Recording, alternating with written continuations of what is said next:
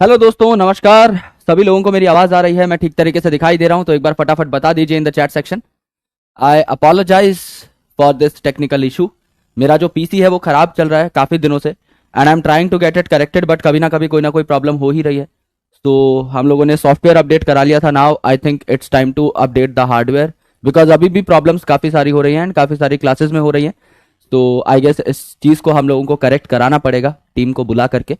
उनके पास भी टाइम कम है। I try to contact them up, लेकिन फिर भी छोटे मोटे इश्यूज हो रहे हैं, लेकिन हमारी क्लासेस हैम्पर हो रही हैं, so I would not be liking this any more. तो हम लोग चाहेंगे कि ये बहुत जल्दी करेक्ट हो जाए। पर क्या अभी सब कुछ ठीक है? आपको मेरी आवाज ठीक तरीके से आ रही है? मैं दिखाई दे रहा हूं, बोर्ड ठीक तरीके से दिखाई दे रहा है? एक बार फटाफट बता दीजिए, बिकॉज आज जिस टॉपिक के बारे में हम लोग चर्चा करने वाले हैं वो टॉपिक बहुत इंपॉर्टेंट है।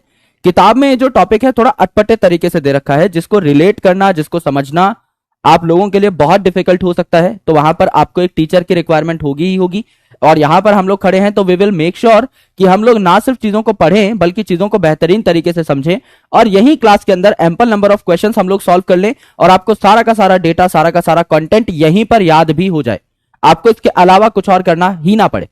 सो वी विल मेक श्योर कि आपके लिए ये जो लेक्चर है ये सुपर स्मूथ लेक्चर हो, सारी चीजें आप रिलेट कर पा रहे हो और बढ़िया तरीके से पढ़ पा रहे हो। तो अभी तक का सारा कंटेंट अगर आपको एकदम तुनिक तुनिक ऑन टिप्स है तो एक बार फटाफट चैट सेक्शन में आग लगा दीजिए, जिससे कि मुझे आइडिया लग सके। बिकॉज आज हम जो टॉपिक पढ़ने वाले हैं ये एग्जामिनेशन पॉइंट ऑफ व्यू से बहुत इंपॉर्टेंट टॉपिक है। इस टॉपिक का नाम है बायोडाइवर्सिटी लॉस, यानी हम लोग जानने वाले हैं कि बायोडाइवर्सिटी लॉस के कारण क्या है। अब हम हमारे चैप्टर के नाम के अंदर घुसने वाले हैं, that is the loss of biodiversity, और फिर हम समझेंगे कि जो बायोडाइवर्सिटी का लॉस है इसको हम किस किस तरीके से रोक सकते हैं, क्या क्या वो मेथड्स है जो कि हम अपना सकते हैं जिससे कि आगे आने वाले टाइम में बायोडाइवर्सिटी का लॉस कम से कम हो रहा हो। मेरे दोस्त, सारे के सारे बायोडाइवर्सिटी लॉस को तो ऑब्वियसली आप नहीं रोक सकते, क्योंकि इस दुनिया में हजारों ऐसी स्पीसीज है जिनके बारे में आपको आइडिया है ही नहीं, उनको हम खोज ही नहीं पाए हैं आज तक। तो अगर वो लुप्त भी हो जाएंगी, वो अगर गायब भी हो जाएंगी तो हमको कुछ पता भी नहीं लगेगा। तो सारे के सारे बायोडाइवर्सिटी लॉस को हम लोग नहीं रोक सकते, क्योंकि टेक्सोनॉमिस्ट की फौज जो है हमारे पास नहीं है, नंबर ऑफ टेक्सोनॉमिस्ट काफी कम है, लेकिन फिर भी हम लोग बायोडाइवर्सिटी के लॉस को कम जरूर कर सकते हैं। वो हम कैसे करेंगे, हम उसके बारे में चर्चा करने वाले हैं। But first let's understand the reasons कि बायोडाइवर्सिटी लॉस होता क्यों है, और उससे भी पहले एक साइकिल को हम लोग समझने की कोशिश करेंगे। एनसीईआरटी में एक कॉन्सेप्ट है जो कि बहुत ही ज्यादा कंफ्यूजिंग है और बच्चा उसको समझ ही नहीं पाता। Let's try to understand that concept with the help of a very very very basic diagram। यहां पर आपको बनाना नहीं है कुछ, आपको सिर्फ यह समझना है कि ये एक पेड़ है। सर ये तो हमें पहले से पता है, बहुत अच्छी बात है। ये जो पेड़ है, क्या इसको मैं प्यार से प्रोड्यूसर लिख सकता हूं, हाँ या ना? ये जो पेड़ है मेरे दोस्त, क्या मैं इसको प्यार से प्रोड्यूसर लिख सकता हूं? प्रोड्यूसर लिख सकता हूं। ये जो आपका बीटल है, कौन सा बीटल है? लाल और ब्लैक कलर की मार्किंग्स वाला लेडी बर्ड बीटल है, बिल्कुल है। ये जो लेडी बर्ड बीटल है, क्या मैं इसको इंसेक्ट लिख सकता हूं? क्या मैं इसको इंसेक्ट लिख सकता हूं, या थोड़ी देर के लिए मैं इसको पेस्ट मान लेता हूं? समझ लीजिए ये एक ऐसा इंसेक्ट है जो कि पेस्ट है, जो कि बीमारी कॉज करता है अलग अलग प्लांट्स में जाकर के।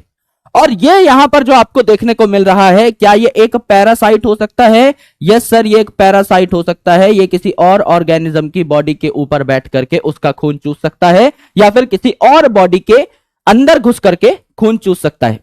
यानी ये अपना खाना खुद नहीं बनाता, फोकटिया है। और ये जो इंसेक्ट है ये कहीं ना कहीं इकोसिस्टम में अपनी अच्छी खासी पार्टिसिपेशन दिखाता है। और ये जो पेड़ है ये प्रोड्यूसर हैं, यानी ये एक इकोसिस्टम की जान है। ये खाना बनाएंगे तभी पूरा का पूरा इकोसिस्टम सस्टेन हो पाएगा। क्या ये सारी की सारी बातें करेक्ट है? यस सर, ये सारी बातें एकदम बढ़िया तरीके से हमको समझ में आती हैं। अब मेरे दोस्त, एनसीईआरटी में एक बात लिखी है कि due to loss of biodiversity क्या क्या हो सकता है। Due to loss of biodiversity क्या क्या हो सकता है? Let's try to understand that very very carefully. सबसे पहली चीज जो हो सकती है वो क्या हो सकती है, खुद बताइए।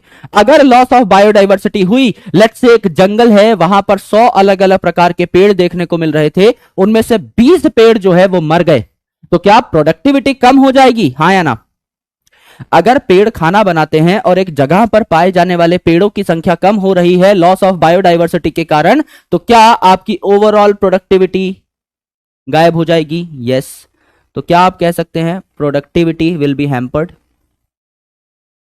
क्या आप कह सकते हैं कि प्रोडक्टिविटी गायब हो जाएगी, प्रोडक्टिविटी कम हो जाएगी? क्या आप ये कह सकते हैं? कह सकते हैं।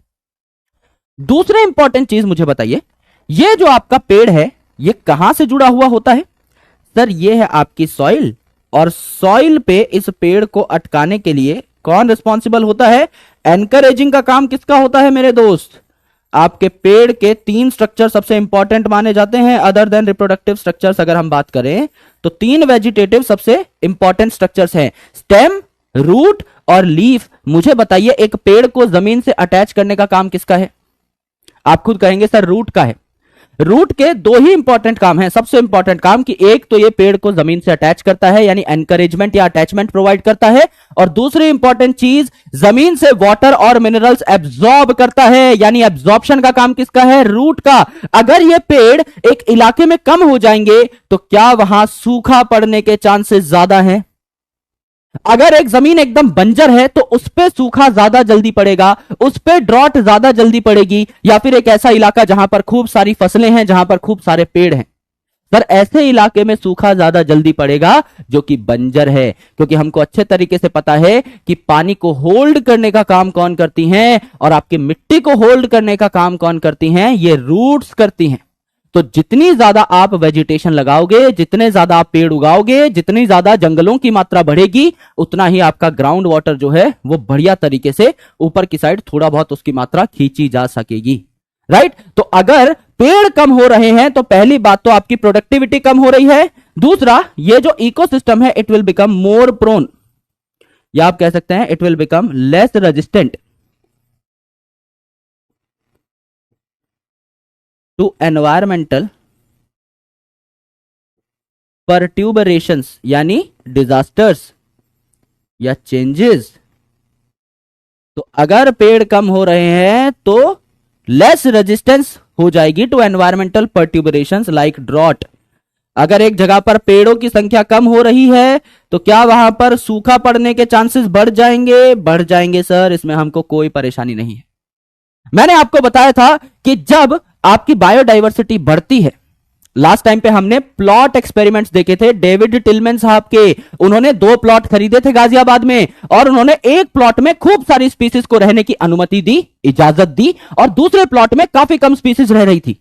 तो जिस प्लॉट में ज्यादा स्पीसीज रह रही थी वहां पर आपकी ज्यादा प्रोडक्टिविटी दिखाई दी, और ईयर टू ईयर वेरिएशन जो था एनुअल प्रोडक्टिविटी में वो कम था, क्योंकि जितने पेड़ बढ़ रहे हैं उतने ही उनको खाने वाले हर्बीवोर बढ़ रहे हैं, जितने हर्बीवोर बढ़ रहे हैं उतने ही उनको खाने वाले कार्निवोर बढ़ रहे हैं। तो प्रोडक्टिविटी ओवरऑल क्या थी? बैलेंस थी, उसमें लेस वेरिएशन था। अब यहां पर अगर बायोडायवर्सिटी लॉस हो रहा है तो क्या वेरिएशन बढ़ेगी? क्या वेरिएशन बढ़ेगी? Yes, increased variation, increased variation in productivity. पहली वेरिएशन इन प्रोडक्टिविटी, प्रोडक्टिविटी। ये जो आपका इंसेक्ट पेस्ट है, समझ लीजिए इस पेड़ के ऊपर डिजीज कॉज करता है, कॉज डिजीज, ये बीमारी कॉज करता है। अगर ये पेड़ मर गया तो क्या ये इंसेक्ट यहां बीमारी कॉज कर पाएगा? नहीं कर पाएगा सर, है ना, नहीं कर पाएगा। तो इसको हम क्या कह सकते हैं कि प्रोडक्टिविटी जो है इसमें भी वेरिएशन आएगी, डिजीज साइकिल में क्या वेरिएशन आएगी? डिजीज साइकिल में भी वेरिएशन आएगी। और ये जो पेस्ट हैं ये कहीं और अब अटैक नहीं कर पाएंगे। ये जिन पेड़ों पे अटैक करते थे वो पेड़ खत्म हो चुके हैं, या ये पैरासाइट कहीं अटैक करता था तो ये इंसेक्ट खत्म हो चुके हैं। तो पैरासाइट की लाइफ साइकिल भी इंपैक्ट होगी, इंसेक्ट की लाइफ साइकिल भी इंपैक्ट होगी, और पेड़ की लाइफ साइकिल भी इंपैक्ट होगी। यानी एक इकोसिस्टम में अगर मल्टीपल ऑर्गेनिजम्स गायब हो जाते हैं तो बहुत सारी अलग अलग टाइप की डिस्टर्बेंस आ जाती हैं। यस मेरे भाई, इंक्रीज्ड वेरिएशन। अगर प्रोडक्टिविटी कम हो रही है तो वेरिएशन तो आया ना, वेरिएशन मतलब बदलाव आना। अगर आपकी प्रोडक्टिविटी काफी कम हो गई वो भी तो वेरिएशन है। बात समझ में आई? यस और नो? एक बार फटाफट बताइए मेरे भाई। ये डायग्राम आपको नहीं बनाना है, मैंने सिर्फ समझाने के लिए आपको एक चीज यहां पर लिख करके बताई है। आराम से सुनने की कोशिश करिए, नोट नहीं करना है, सिर्फ और सिर्फ इनके नाम नोट कर सकते हो कि यहां पर आपका एक पेड़ है तो प्लांट लिख सकते हो या प्रोड्यूसर लिख सकते हो, यहां पर इंसेक्ट लिख सकते हो, यहां पैरासाइट लिख सकते हो, आपकी मर्जी है। आराम से पहले मेरी बात सुनिए। समझ लीजिए एक जंगल है, वहां हजारों स्पीसीज रहती हैं। एक स्पीसीज जो है पेड़ की, ये गायब हो गई। एक स्पीसीज जो है पेस्ट की, बीमारी कॉज करने वाले इंसेक्ट की, ये गायब हो गई। और एक स्पीसीज जो है आपके पैरासाइट की, ये गायब हो गई। ये तीनों स्पीसीज एक्सटिंक्ट हो गई। तो पहली बात मुझे बताइए क्या ये लॉस ऑफ बायोडाइवर्सिटी का एक एग्जाम्पल है?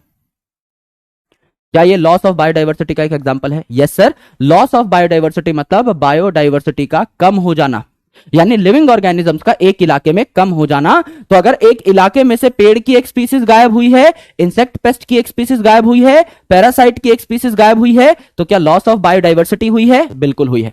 नाउ अगर एक इलाके से पेड़ की एक स्पीसीज गायब हुई है, तो ये पेड़ कुछ तो खाना बना रहा होगा। यस सर, अब वो प्रोडक्टिविटी नहीं हो पाएगी, अब वो खाना ठीक से नहीं बन पाएगा, तो क्या एक इलाके में प्रोडक्टिविटी कम हो जाएगी? यस सर, प्रोडक्टिविटी कम हो जाएगी। दूसरी इंपॉर्टेंट चीज, ये जो पेड़ हैं इन्होंने जमीन से अपने आप को अटैच करने के लिए काफी सारी जड़ें, काफी सारी रूट्स फैला रखी थी, जिससे कि ये वाटर को भी होल्ड कर पाए। अब इन पेड़ों की तादाद में कमी आ गई, अब ये पेड़ जो है इनका नंबर काफी कम हो चुका है, तो क्या वाटर साइकिल डिस्टर्ब हो जाएगी? यस सर, वाटर साइकिल या वाटर यूज साइकिल आपकी क्या हो जाएगी? डिस्टर्ब हो जाएगी, और यहां पर सूखा भी बहुत जल्दी पड़ जाएगा। क्यों? क्योंकि सूखा ना पड़ने के लिए इट इज वेरी इंपॉर्टेंट कि एक जमीन पर अच्छे खासे प्लांट हो। अगर यहां पे प्लांट की कमी हो रही है, इसका मतलब आप धीरे धीरे अपनी जमीन को ही कमजोर करते चले जा रहे हैं, वहां पे सूखा जल्दी पड़ेगा, as well as water use cycle भी डिस्टर्ब होगी। पहले जितना पानी रोक पा रही थी आपकी प्लांटेशन, अब उतना पानी नहीं रोक पा रही है। करेक्ट। तीसरी इंपॉर्टेंट चीज को देखिए, तीसरी इंपॉर्टेंट चीज, अगर भैया प्रोडक्टिविटी गिरी है तो क्या प्रोडक्टिविटी में वेरिएशन आई है? यस सर, वेरिएशन आई है, तो प्रोडक्टिविटी में वेरिएशन आई है। भाई कम होना भी वेरिएशन है, ज्यादा होना भी वेरिएशन है, तो क्या वेरिएशन आई, डिस्टरबेंस हुई प्रोडक्टिविटी में? बिल्कुल हुई सर। पहले जितने प्लांट्स खाना बना रहे थे, अब उससे कम प्लांट्स खाना बना रहे हैं एक जंगल में, वेरिएशन आई। अब मेरे भाई ये पेड़ अगर गायब हो गया, तो क्या ये इंसेक्ट पेस्ट किसी को हार्म कर पाएगा? Some insect pest are very specific, है ना, ये एक पर्टिकुलर फसल को, किसी पर्टिकुलर पेड़ को ही खाते हैं। समझ लीजिए कीड़ा जिस पेड़ को खाता था, जिस पेड़ पे अटैक करता था, वो पेड़ अब गायब हो चुका है, तो क्या इस पेस्ट की साइकिल डिस्टर्ब हो गई? क्या इस पेस्ट की साइकिल डिस्टर्ब हो गई? Yes sir. अगर ये पेस्ट की साइकिल डिस्टर्ब हो गई, तो क्या ये पेस्ट मर जाएगा? यस सर, ये पेस्ट मर जाएगा। अगर ये पेस्ट मर जाएगा तो समझ लीजिए इस पेस्ट पे एक पैरासाइट आकर के खून चूसता था, इसका पार्टी ऑल नाइट करता था। तो अगर ये कीड़ा ही नहीं रहा, तो क्या ये पैरासाइट जो इसमें बीमारी कॉज करता था, डिजीज कॉज करता था, क्या इसकी डिजीज साइकिल डिस्टर्ब हो जाएगी? हाँ या ना? यस, करेक्ट है दोस्त, बात समझ में आई? भाई अगर आप पेड़ काटोगे तो पेड़ पे जो इंसेक्ट डिपेंड करते हैं वो इंसेक्ट भी तो मर जाएंगे, और इंसेक्ट्स अगर मर जाएंगे तो इंसेक्ट्स पे जो छोटे छोटे पैरासाइट डिपेंड करते हैं वो भी तो मर जाएंगे। वो जो इन पे बीमारी कॉज कर रहे थे, वो जो डिजीज की साइकिल थी वो भी तो डिस्टर्ब हो जाएगी, उसमें भी तो वेरिएशन आ जाएगी। तो आपका पैरासाइट जो बीमारी कॉज कर रहे थे उस डिजीज साइकिल में भी वेरिएशन आ गई, इंसेक्ट पेस्ट जो हार्म पहुंचा रहे थे, पेस्ट की साइकिल जो थी इसमें भी वेरिएशन आ गई, और प्लांट जो खाना बना रहे थे, प्रोडक्टिविटी कर रहे थे, इसमें भी वेरिएशन आ गई, और यहां पर वाटर को पकड़ कर बैठे थे, ये वाटर जो है इसकी साइकिल में भी डिस्टर्बेंस आ गई। अब हम उतना पानी नहीं रोक पा रहे हैं जमीन में, अब पानी जो है नीचे ग्राउंड की साइड जाता जा रहा है और धरती सूखती जा रही है, तो सूखा जल्दी पड़ जाएगा, ड्रॉट जल्दी आ जाएगा। हाँ है ना? यस। अरे लुकिंग सैड नहीं भाई, मैं कल रात को बहुत देर तक काम कर रहा था, बहुत ज्यादा देर तक काम कर रहा था, और मैंने घड़ी देखी ही नहीं, और फिर मैं फंस गया। तो आई एम नॉट सैड, मेरी शक्ल ऐसी हो रखी है क्योंकि मैं सोया बहुत कम हूं, क्योंकि सुबह 11 बजे मेरी क्लास थी, तो मेरे को जल्दी उठना था, ऑब्वियसली 11 बजे की क्लास है तो अच्छे तरीके से काम करना पड़ता है। और कल मेरे को काम करते करते काफी सारा काम था कल मेरे पास, मेरे को लगभग 4:30-5 बज गए थे, तो इसलिए मेरी शक्ल की बैंड बजी हुई है। बाकी आई एम वेरी हैप्पी, जैसा कि मैं नॉर्मली रहता हूं, जैसा कि मैं जॉली रहता हूं मैं वैसा ही, बस अब शक्ल ऐसी हो रखी है, आंखें ऐसी हो रखी हैं स्पेसिफिकली, है ना। बाकी शक्ल भी ठीक ही है, मतलब जैसी होती है। अब इससे तो और बढ़िया कभी लगा ही नहीं हूं मैं, ऐसा ही दिखता हूं डेली डेली। पर मेन मुझे लगता है शायद आंखों की वजह से आप लोग नोटिस कर रहे हो। अब ये बहुत सारे कमेंट्स आ रहे थे, तब जाके मैंने एड्रेस किया है, बिकॉज मुझे लगा कि हाँ स्पैमिंग है, थोड़ी देर में बंद हो जाएगी, बट तुम लोग बहुत स्मार्ट हो, पकड़ लेते हो। गरबा वरबा नहीं खेला यार, honestly, on an very honest note. कल हमारा लॉन्च था, आपने देखा ही था, मैं एमआर सर और पंकज सर थे उसमें, AITS का लॉन्च था, तो वहां से आते आते काफी लेट हो गया था, मैं अराउंड 9 के आसपास बज गए थे शायद, क्योंकि 7:15 लॉन्च था, तो हम लोग 8 बजे फ्री हुए थे। फिर 1 घंटा दूर है मेरा घर, MR सर के घर से हम लोगों ने लॉन्च किया था, तो 1 घंटा मेरे को आते आते लग गया। फिर मैं खाना खा के काम पे बैठ गया था, and it took me a lot of time, है ना। तो बस वो है और कोई दिक्कत नहीं है, बाकी सब जीवन में चिल है। ये सारे पॉइंट समझ में आया नहीं मुझे बताइए, क्योंकि ये सारे पॉइंट ना बहुत डायरेक्ट लिख रखे हैं एनसीईआरटी में कि अगर लॉस ऑफ बायोडाइवर्सिटी होगा तो डिजीज साइकिल हैम्पर हो जाएगी। क्यों भाई डिजीज साइकिल क्यों हैम्पर होगी? क्योंकि पैरासाइट जो किसी इंसेक्ट पे डिपेंड कर रहा था ये अब इंसेक्ट को ढूंढ ही नहीं पा रहा है, क्योंकि इंसेक्ट गायब हो गया है ना। इसकी जो पेस्ट साइकिल थी ये भी डिस्टर्ब हो गई। क्यों? क्योंकि ये जिस पेड़ को खाता था वो पेड़ ही गायब हो चुका है, और पेड़ ही गायब हो चुका है तो खाना बनना तो ऑब्वियसली कम हो चुका है, और ये पानी को रोक के रखता था जमीन में, अब वो पानी भी रुकना कम हो गया है क्योंकि पेड़ों का नंबर ही कम हो गया है। तो ये सारे पॉइंट्स करेक्ट हैं या नहीं खुद बताइए, है ना। Yes yes yes. चलिए, तो ये सारे पॉइंट्स ना बहुत ऐसे रैंडमली दिए हुए हैं एनसीईआरटी में, तो मैंने एक यहां पे फ्रेम बनाने की कोशिश की है जिससे बस आप समझ पाए कि हाँ भाई ये सारे पॉइंट्स आए कहां से। And we have taken a very simple example. अगर आप देखें तो हम ना बहुत कॉम्प्लिकेट भी कर सकते हैं इन सारी चीजों को। इकोसिस्टम में बहुत सारे लाखों अलग अलग टाइप के ऑर्गेनिजम्स हैं, तो इतना आसान नहीं होता कि ये पेड़ गायब हो गया तो प्रोडक्टिविटी कम हो गई। हजारों लाखों पेड़ गायब करने पड़ते हैं तब जाके प्रोडक्टिविटी जरा सी हैम्पर होती है, और हजारों लाखों पेड़ डेली बेसिस पे कट रहे हैं। इसीलिए loss of biodiversity is a very big concern. ये तो हम पेपर पे इतना आसान तरीके से पढ़ लेते हैं कि एक पेड़ गायब हुआ तो बायोडाइवर्सिटी घट गई, वो पेड़ गायब हुआ तो सारे इंसेक्ट मर गए जो कि उस पेड़ पे डिपेंड करते थे, ये इंसेक्ट मरा तो सारे के सारे पैरासाइट मर गए जो इस पे डिपेंड करते थे। बट एक्चुअल में this is a very complicated thing, right. This is a very complicated phenomena. ये तो हम सिंपल तरीके से समझ रहे हैं। अब मेरी बात देखिए, सबसे जरूरी चीज कि लॉस ऑफ बायोडाइवर्सिटी होती किन कारणों से है, तो इसे हम कहते हैं चांडाल चौकड़ी। चांडाल चौकड़ी सुना होगा, पुरानी कहावत है। चार चांडाल हैं यानी बहुत बुरे लोग, और चौकड़ी क्योंकि चार हैं तो मस्त आराम से इक्की दुक्की तिक्की चौकड़ी।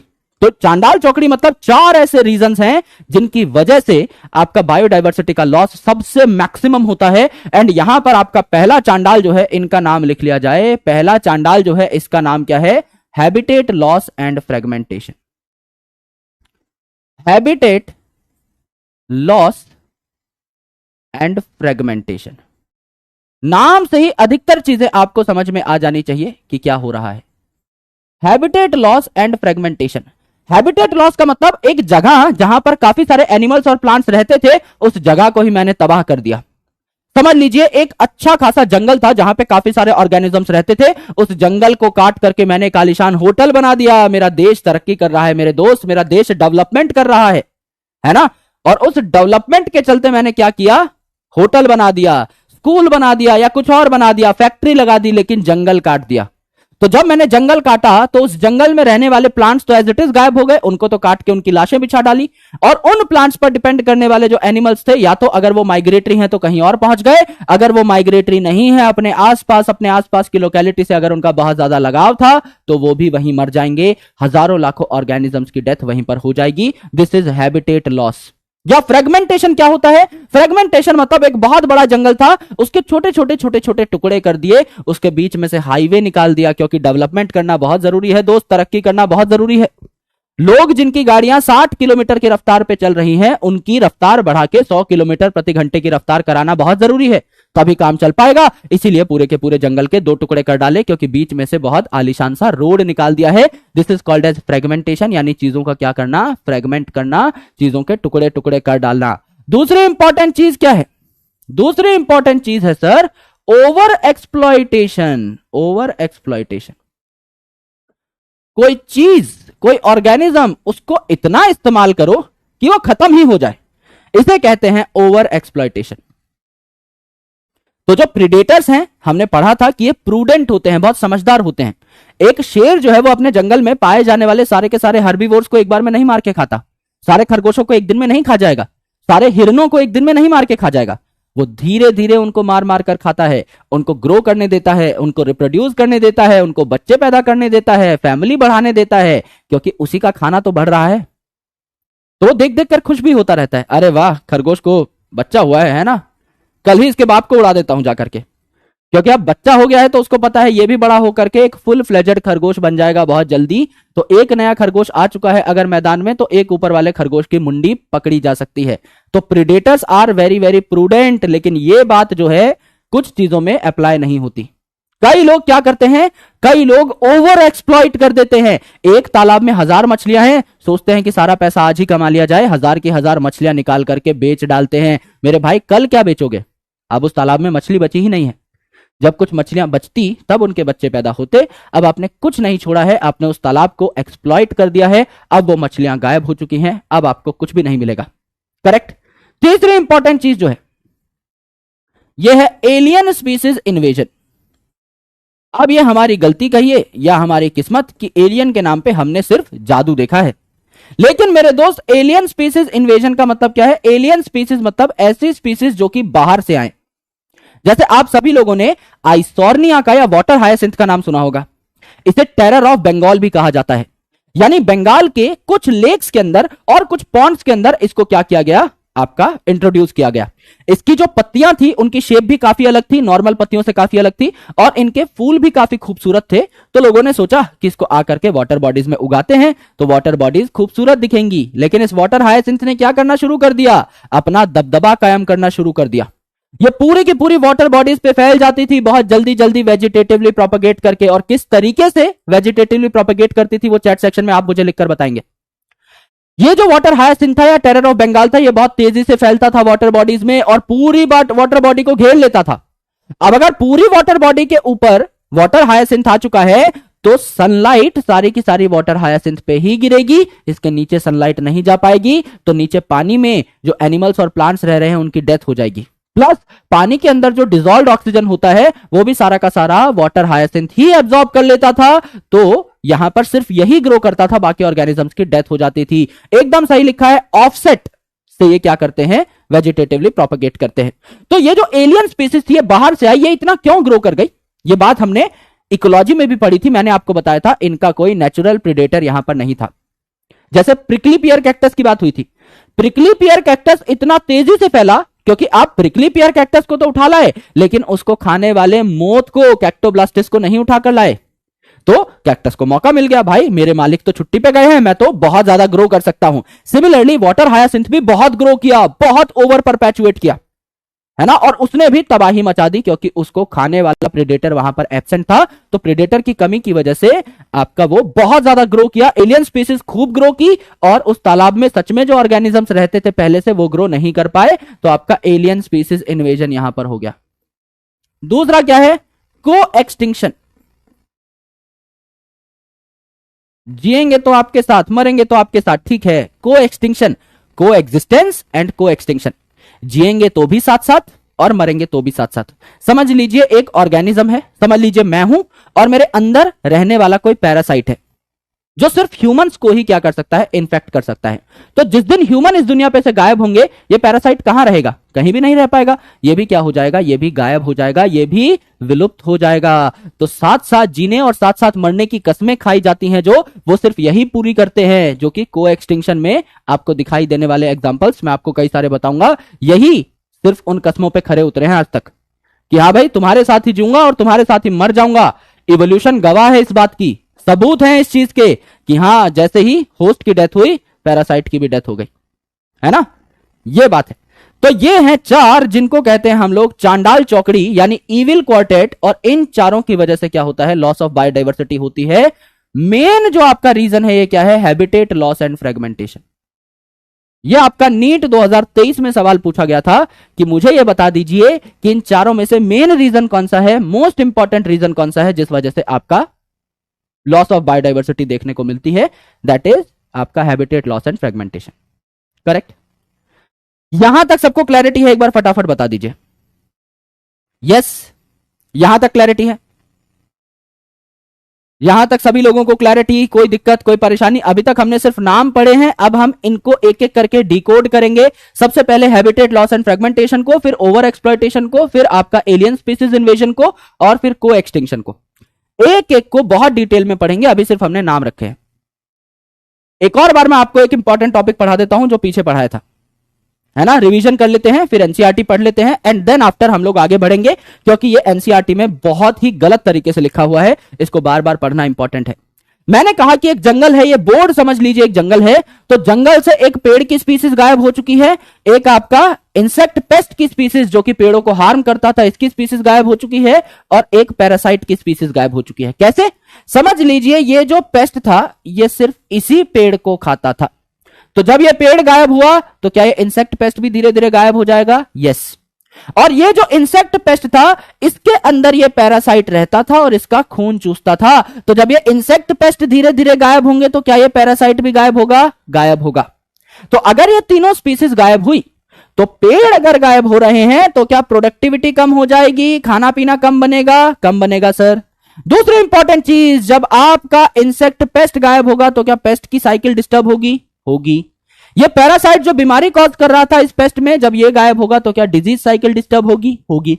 ये जो पेड़ था इसकी जड़ें पानी को रोकती थी, तो अब ये पेड़ अगर आपने काट दिया है, ये पेड़ अगर गायब हो गया है तो क्या आने वाले टाइम में जो पानी है इसकी साइकिल में भी डिस्टर्बेंस होगी? क्या सूखा जल्दी पड़ जाएगा इस इलाके में? यस सर, पड़ जाएगा। ये 4-5 इंपॉर्टेंट पॉइंट्स हैं जो आपको लॉस ऑफ बायोडायवर्सिटी की वजह से देखने को मिलते हैं। पेड़ गायब तो प्रोडक्टिविटी कम, पेड़ गायब तो सूखा जल्दी पड़ेगा, पेस्ट गायब तो आपका पेस्ट साइकिल डिस्टर्ब, पैरासाइट गायब तो आपका disease cycle disturb. Yes, yes sir.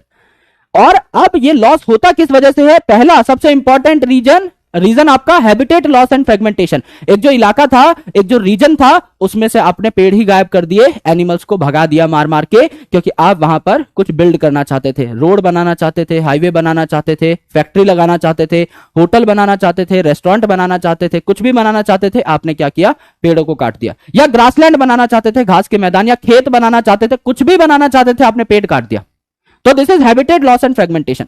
Over exploitation, किसी चीज को इतना इस्तेमाल करो कि वो चीज खत्म ही हो जाए, that is over exploitation.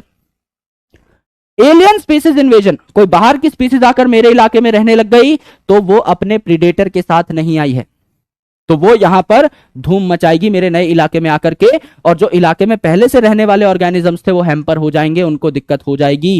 And को एक्सटिंक्शन, साथ साथ जीने वाले साथ साथ मरने वाले ऑर्गेनिजम्स, अगर दोनों में से एक भी मरा तो दूसरा उसके गम में ही चल बसेगा, इसे को एक्सटिंक्शन कहते हैं। एक एक करके इनको हम क्या कर लेते हैं? डिकोड कर लेते हैं। सबसे पहले हमारी बात किस बारे में होनी चाहिए? हैबिटेट लॉस के बारे में। हैबिटेट लॉस क्या होता है? क्या नाम से कुछ पता लग रहा है मेरे दोस्त? क्या नाम से कुछ पता लग रहा है? हैबिटेट लॉस, यस सर पता लग रहा है। लॉस ऑफ एन हैबिटेट, एक इलाके को ही क्या कर दो? साफ कर दो। एक इलाके को ही क्या करो? काट डालो। इसे लॉस ऑफ हैबिटेट कहा जाता है। ठीक है। अगर आप ट्रॉपिकल रेन फॉरेस्ट की बात करें, दुनिया में जितने ट्रॉपिकल रेन फॉरेस्ट है इनकी कवरेज कितनी थी पहले? Tropical rain forest, tropical rain forest used to cover 14% of land surface of अर्थ। अर्थ पे जितना भी लैंड है उसका लगभग 14% कौन कवर करता था पहले? Tropical rain forest. पर अब कितना एरिया कवर करता है ट्रॉपिकल रेन फॉरेस्ट मेरे भाई? ये 14% से डिक्लाइन होकर के, 14% से डिक्रीज होकर के सिर्फ कितना रह गया है? Only 6% now. आज के दिन में 8% आपके जो फॉरेस्ट थे ये गायब हो चुके हैं, सिर्फ आपके 6% ही बचे हैं। पहले 14% लैंड कवर जो था ये आपका ट्रॉपिकल रेन फॉरेस्ट का था, अब सिर्फ 6% बचा है। और जब तक हमारा ये लेक्चर खत्म होगा आने वाले 1 घंटे में, सवा घंटे में, 1.5 घंटे में, तब तक हजारों hectares of land already cut चुके होंगे, यानी तब तक आपके लाखों पेड़ कट चुके होंगे जब तक आप एक लेक्चर को कवर करेंगे। यानी आधे से भी कम आपका रेन फॉरेस्ट का कवर यहां पर रह चुका है। और इसको हमने काटा क्यों? इसको हमने काटा क्यों? आपको जान करके हैरानी होगी, आपने इसको काटा क्यों? Forest been cut, Amazon rain forest का एक बहुत बड़ा हिस्सा काट गया। क्यों? Cut to make grasslands and to cultivate soybean. Soybean उगाने के लिए, सोयाबीन उगाने के लिए क्योंकि कॉस्टली बिकती है, तो सोयाबीन उगाने के लिए हमने क्या किया, जंगलों को साफ कर दिया, जंगलों को काटा जिससे कि खेत बन सके, पेड़ों को काटा जिससे खेत बन सके, उस खेत पे सोयाबीन उगाया, उगा उगा कर बेचा जिससे पैसे कमाए। या फिर आपके ग्रास लैंड बनाए, ग्रास लैंड बनाए यानी घास के मैदान बनाए, पेड़ों को काटा, घास के मैदान बनाए, घास उगी और उन घास को चढ़ने के लिए किसको बुलाया, बीफ कैटल को बुलाया। बीफ कैटल को मतलब गायों को, भैंसों को, कैटल्स को बुलाया जिनका बीफ यानी मांस जो है आगे चल के फिर बेचा जा सके। यानी कि प्रोटीन जो है उसके सोर्सेज यहां पर उगाए गए, वेजिटेरियन सोर्स ऑफ प्रोटीन भी और non vegetarian source of protein भी, क्योंकि इसकी जो बेसिकली डिमांड है मार्केट में वो काफी ज्यादा है। तो अगर आपको पैसा कमाना है तो जंगल तो आपको कुछ पैसा कमा के दे नहीं रहा, फल बेच के, फूल बेच के कितना ही कमा पाओगे, बहुत कम। लेकिन लोगों ने सोचा अगर हम इस जंगल को काट डालें और इस जंगल पे जो अब मैदान बचा है, इस साफ मैदान के ऊपर अगर हम क्या करें, सोयाबीन या ग्रासलैंड बना दे, है ना, सोयाबीन उगाएं या ग्रासलैंड तैयार करके बीफ कैटल को वहां पर चरने के लिए छोड़ दे, तो इनसे हमको ज्यादा पैसा मिलेगा। यानी जस्ट फॉर, है ना, थोड़ा सा पैसा कमाने के लिए यहां पर क्या किया गया, पूरे के पूरे जंगलों को काट दिया। भाई दुनिया में जितने जंगल थे उसका आधे से ज्यादा गायब कर दिया, just for these two things. इसके अलावा और भी चीजें हैं जो किताबों में मेंशन नहीं होती, पर आपको अच्छे तरीके से पता है कि किताबों में मेंशन क्यों नहीं होती। विकास रुक जाएगा भाई कई देशों का, है ना, क्योंकि विकास भी जरूरी है। दैट्स वाई यहां पर उन चीजों को दिखाया ही नहीं गया, बट लेट इट बी। दूसरी इंपॉर्टेंट चीज है फ्रेगमेंटेशन। फ्रेगमेंटेशन का क्या मतलब होता है? फ्रेगमेंटेशन का मतलब होता है एक जंगल था बहुत घना, एक जंगल बहुत घना था, इस जंगल के क्या कर दिए भैया, टुकड़े टुकड़े कर दिए और कई सारे टुकड़े कर दिए, है ना। ये जंगल बहुत घना था, इसके टुकड़े कर दिए, क्योंकि अगेन इसके बीच से हाईवे निकालना पड़ेगा, इसके बीच में एक गांव बसाना पड़ेगा, इसके बीच में खूब सारे प्लॉट कटेंगे और इसके बीच में मस्त आपका हाईवे रिजॉर्ट्स बनेंगे, फिर उसके आसपास स्टे करने के लिए होटल्स बनेंगे, ब्ला ब्ला ब्ला, कई सारी चीजें बनेंगी। तो यहां पर इस जंगल के बीचों बीच एक नगरी बसा दी गई, है ना। सड़क बना के फायदा थोड़ी है, सड़क के आसपास फिर और चीजें भी तो बनेंगी। तो यहां पर कई सारी सड़कें बना दी गई, कई सारे नगर बसा दिए गए, जिसके बाद क्या हुआ मेरे दोस्त, जिसके बाद इस जंगल के टुकड़े हो गए, राइट। तो ये क्या है मेरे दोस्त, ये आपके क्या है, फ्रेगमेंट्स ऑफ जंगल। ये क्या है आपके फ्रेगमेंट्स ऑफ जंगल। अब ये जो जंगल था या कोई हैबिटेट थी, इसके टुकड़े टुकड़े हो गए। एक इंसान जिसको घूम घूम के जीने की आदत है, जिसको घूम घूम के रहने की आदत है, क्या वो अब इन टुकड़ों में रह पाएगा? खुद बताइए। एक ऐसा जानवर जो कि यहां से घूमता घूमता माइग्रेट करता करता यहां जाया करता था, अब ये जो छोटी सी मैंने रोड बनाई है, बहुत छोटी नहीं है मेरे दोस्त, ये 2-4 किलोमीटर लंबा इलाका है जिसको पूरे को साफ कर दिया गया है। ये रोड सिर्फ यहां छोटी दिखाई दे रही है, एक्चुअल में इस रोड को बनाने के लिए करोड़ों पेड़ काटे गए हैं, तब जाके पतली सी सड़क बनी है। क्योंकि एक जंगल बहुत बड़ा होता है, उसके बीचों बीच से आप अगर सड़क निकाल रहे हो तो आपने करोड़ों पेड़ों की जो है जान ले ली। तो यहां पर ये जो माइग्रेटरी एनिमल है, इसको लगता है अरे अपना जंगल तो इतना ही रह गया मेरे भाई, है ना, आगे तो कुछ है ही नहीं। मैंने देखा कि कई सारी लाइटें जल रही थी, कई सारे लोग बैठ के ना बीड़ी पी रहे थे, इसको लगा अपना जंगल तो वहीं तक है, पहले तो मैं जाया करता था यार बहुत दूर। तो ये इनसिक्योरिटी में ही, है ना, कई सारे एनिमल्स जो हैं इनकी डेथ हो जाती है। कौन कौन? माइग्रेटरी बर्ड्स, माइग्रेटरी बर्ड्स जिनको उड़ने की आदत थी, जो आजाद उड़ा करते थे, एंड मैमल्स जो भागा दौड़ी किया करते थे, इधर से उधर पहुंच जाया करते थे, गर्मियों की छुट्टियां काटने मामा के घर चले जाया करते थे। अब मामा का घर भी ऐसा लगता है कि परदेश है। तो यहां पर क्या हुआ, migratory birds and mammals gets extinct. और क्यों एक्सटिंक्ट कर गए? क्योंकि यहां पर मैंने एक शब्द लिखा है कॉल्ड माइग्रेटरी। इनको माइग्रेशन पसंद है, घूमना फिरना पसंद है। अब इनको एक छोटी सी जगह पर कैद कर दिया गया है, तो इनको ये कैद रास नहीं आ रही और इस वजह से ये एक्सटिंक्ट कर गए। बात समझ में आई? नॉर्मल सी बात है, मतलब वैसे नॉर्मल बात नहीं है, पढ़ाने के पर्सपेक्टिव से बोल रहा हूं, नॉर्मल सी बात है। हैबिटेट लॉस शब्द में घुसिए। हैबिटेट एक ऐसी जगह जहां पर कुछ लोग रहते हैं, हैबिटेट का ही लॉस कर दिया, तबाह कर दिया एक इलाके को। सब कुछ काट दिया, सब कुछ उजाड़ दिया, दैट इज हैबिटेट लॉस। एक जंगल था उसको काट दिया, सारे एनिमल्स को भगा दिया, सारे के सारे प्लांट्स को आग लगा दी, सब जला दिया। तो वहां पर अब खाली मैदान रह गया है, उसमें आपको जो करना है आप कर सकते हैं। फ्रेगमेंटेशन मतलब एक बहुत बड़ा इलाका था, उसको बीच से काट करके, चीर फाड़ करके उसके छोटे छोटे टुकड़े कर दिए हैं। तो जिन एनिमल्स को, जिन बर्ड्स को पूरा घूम घूम के, जो घुमक्कर थे, है ना, उनको बाहर बाहर इधर उधर जाने की आदत थी, अब वो कहीं नहीं जा पा रहे हैं, तो वो क्वेंच हो गए, है ना, अंदर ही अंदर किलस रहे हैं, तड़प रहे हैं, और वो घूमने नहीं जा पा रहे हैं। यहां तक बात समझ में आई? नाम से ही आपको समझ में आ जाना चाहिए, राइट? नाम से ही समझ में आ जाना चाहिए, क्योंकि बहुत जनरल चीज है, नाम से ही डिकोड करी जा सकती है। बस ये नंबर आपने यहां पर सीखा, है ना, कि पहले जो ट्रॉपिकल रेन फॉरेस्ट थे, पूरी दुनिया में जितने भी रेन फॉरेस्ट हैं 14% थे, अब 6% हो गए हैं। Correct? How to save it, इसके बारे में कल डिस्कशन करेंगे, आज भी थोड़ी बहुत डिस्कशन करेंगे। ओवर एक्सप्लॉयटेशन, ओवर एक्सप्लॉयटेशन, इसके भी नाम से सारी चीजें समझ में आ रही है। ओवर एक्सप्लॉयटेशन, है ना, सलमान खान की एक पिक्चर थी, उसमें गाना था कबूतर जा जा जा, वो कबूतर चला ही गया, वो कबूतर गायब हो गया मेरे दोस्त। पहले आपने देखा होगा, किसी ना किसी सीरियल में जरूर देखा होगा, there is a bird called passenger pigeon. कबूतर है जिसके मुंह में चिट्ठी डालकर भेजा जाता था, है ना, उसके गले पे चिट्ठी बांधकर भेजा जाता था कि जा भाई, ये संदेशा जो है मेरे दिलबर तक पहुंचा डाल, है ना। तो डाकिये तो घर बैठे रहते थे उस टाइम पे, मेन काम कबूतर ही किया करते थे। जैसे बाहुबली में आपने देखा होगा, बाहुबली जो फिल्म है, वहां पर जब वो देवसेना वाले इलाके में उनको बचा रहा होता है राक्षसों से, तो उसकी मम्मी की तरफ से एक लेटर आता है कि हाँ ये लड़की है, इसने हमको ना बहुत बुरा भला कहा है, इसको बंदी बनाकर लेकर आओ।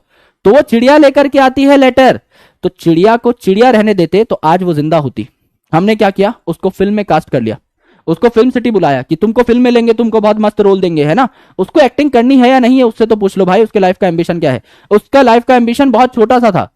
वो क्या करेगी, मस्त आराम से बैठेगी, कुछ खाएगी पिएगी, आते जाते लोगों के ऊपर, है ना, पोटी वोटी करेगी, मस्त। उसका लाइफ बहुत सॉर्टेड और सिंपल उसूलों पे चल रही थी। हमने बोला नहीं भाई, तुमसे ओवर वर्क कराएंगे, है ना, तुमसे एकदम ओवर टाइम कराएंगे, तुम्हें एक्टिंग भी करनी होगी, तुमको डाकिये का काम भी करना होगा, सब कराएंगे तुमसे। तो दिस इज ओवर एक्सप्लॉयटेशन, जिस वजह से पैसेंजर पिजन जो है दुनिया से गायब हो गया। तो ओवर एक्सप्लॉयटेशन क्या है? When our need turn into greed, जब हमारी जरूरतें हमारी लालच बन जाए कि यार और मिल सकता है, इससे तो और मिल सकता है, और मिल सकता है, हम चीजों को ओवर हार्वेस्ट करना शुरू कर देते हैं, एंड देन वहां से बर्बादी स्टार्ट हो जाती है। फॉर एग्जाम्पल अगर आप देखें, for example many marine fishes, काफी सारे मछुआरे हैं जो कई सारी मैराइन फिशेस को क्या कर रहे हैं, ओवर हार्वेस्ट कर रहे हैं, पैदा होने दे रहे हैं कम उनके बच्चों को, और बेच के आ रहे हैं मार्केट में ज्यादा ज्यादा। तो एक टाइम के बाद वो बहुत ज्यादा बच्चे पैदा कर ही नहीं पाएंगे एंड वो खत्म हो जाएंगे। Many marine fishes are currently over harvested, over harvested, जिस वजह से एक टाइम के बाद ये क्या हो जाएंगी, खत्म हो जाएंगी और गायब हो जाएंगी, एक्सटिंक्ट हो जाएंगी। दूसरी इंपॉर्टेंट चीज, in last 500 years, in last 500 years many species like stellar sea cow, stellar sea cow, S S का साउंड आ रहा है, रशिया में साउंड आ रहा था, right, stellar sea cow and passenger pigeon, stellar sea cow and passenger pigeon got extinct. ये भी क्या हो गए आपके, एक्सटिंक्ट हो गए, एक्सटिंक्ट हो गए। करेक्ट? तो पैसेंजर पिजन आ जाएगा यहां पर, इसके अलावा स्टेलर सी काव आ जाएगी, और उसके अलावा आपका काफी सारी मैराइन फिशेस आ जाएंगी जिनको हम ओवर हार्वेस्ट कर रहे हैं। समझ लीजिए मेरे पास एक टैंक है और उसमें 1000 फिशेस हैं, तो अगर मुझे सारा मुनाफा आज ही कमाना है तो मैं सोचूंगा कि हाँ भाई इन हजारों फिशेस को आज ही बेच डालते हैं। लेकिन अगर मैं उन हजारों फिशेस को आज नहीं बेचता, सिर्फ 500 फिशेस बेचता, तो बची हुई 500 जो है कुछ हफ्तों में ऑटोमेटिकली 1000 हो जाती, फिर मैं उनमें से 500 बेच डालता, फिर वो जो बची हुई 500 है वो फिर 1000 हो जाती, और इस प्रकार से साइकिल जो है चलती रहती। लेकिन नहीं, just because of the greed, ये जो लालच है ये बहुत बुरी बला है। इसकी वजह से काफी सारे लोग क्या करते हैं, उनके पास जो स्टॉक है वो इकट्ठा ही बेच डालते हैं मार मूर के, जिससे कि उनको अच्छा खासा पैसा मिल जाए, लेकिन उसके बाद उनको जिंदगी में दोबारा कभी पैसा नहीं मिलता, बिकॉज उन्होंने अपना जो खजाना था वही बेच दिया, है ना। करेक्ट है। पैसेंजर की स्पेलिंग गलत है, अरे ठीक है भाई, इतने तो आप पढ़े लिखे हो ना, कर लो भाई। अब क्योंकि इसको दोबारा करेक्ट करना भी महाभारत है भाई, है ना, ये वो पकड़ में ही नहीं आ रहा है, उसको कर लेना भाई अपने आप। पैसेंजर, ठीक है, खुश। एक और ही है, उसको भी कर लेना। ऑलराइट, चलिए यहां तक की बात समझ में आई। ये भी एकदम बेसिक था, इसमें सिर्फ एग्जांपल्स याद करने थे। मछली का एग्जांपल है, कबूतर जा जा जा का एग्जांपल है, और स्टेलर सिकाओ का एग्जांपल है, इसके अलावा और कुछ भी नहीं। ठीक है, तो इसके भी नाम से चीजें समझ में आ रही हैं। ओवर एक्सप्लॉइटेशन मतलब आपको किसी चीज को जितना इस्तेमाल करना था उससे ज्यादा अगर आप इस्तेमाल करोगे तो दिक्कत हो जाएगी, कबाड़ा हो जाएगा। राइट, अगला देखिए, इससे भी आसान है ना, एलियन स्पीसीज इन्वेजन। ये दिखने में थोड़ा टफ लग रहा है कि अरे बाप रे क्या क्या बना हुआ है, लेकिन है बहुत आसान। आराम से सुनिएगा, प्यार से सुनिएगा, सारी चीजें समझ में आएंगी, उसके बाद लिखने का पूरा पूरा टाइम दूंगा।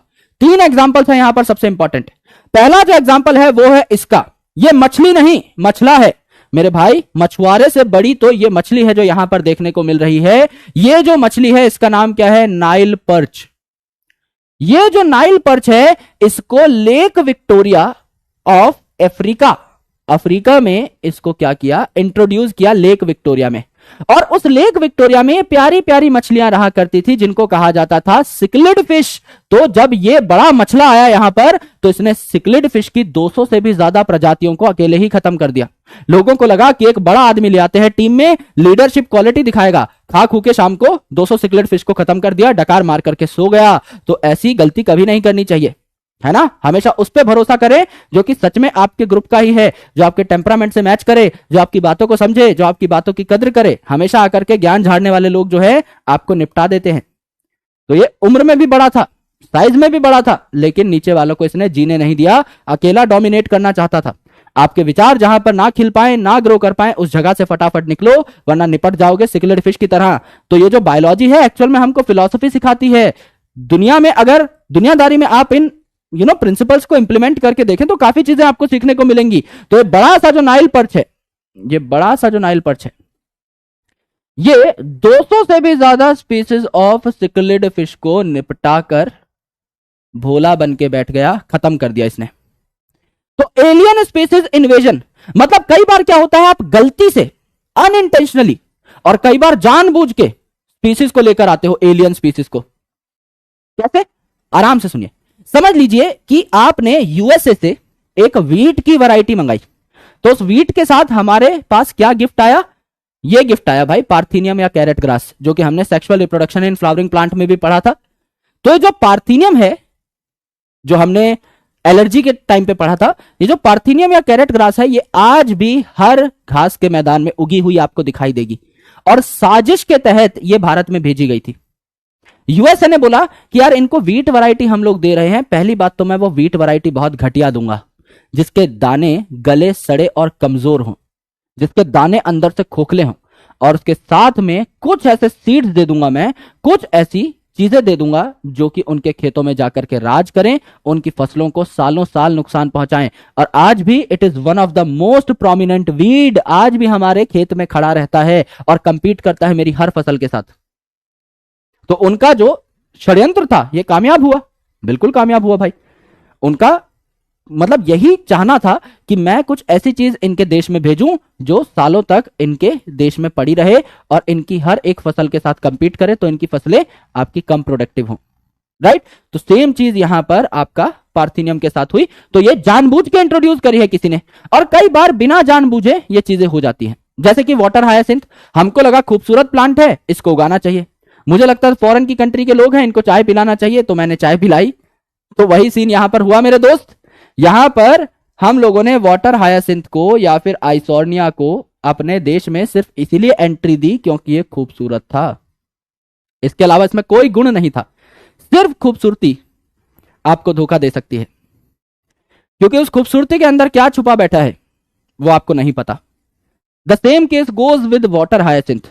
इससे ज्यादा खूबसूरत फूल शायद आपने कहीं देखा हो, इससे ज्यादा खूबसूरत शेप ऑफ लीव शायद आपने कहीं पर देखी हो। बहुत प्यारा फूल है, आप आराम से एक बार सर्च करके देखेगा आज जाकर के गूगल पे, लेकिन सिर्फ प्यारा ही है, अंदर से दुष्ट है, शक्ल भोली और अंदर से आपको पता है क्या, राइट।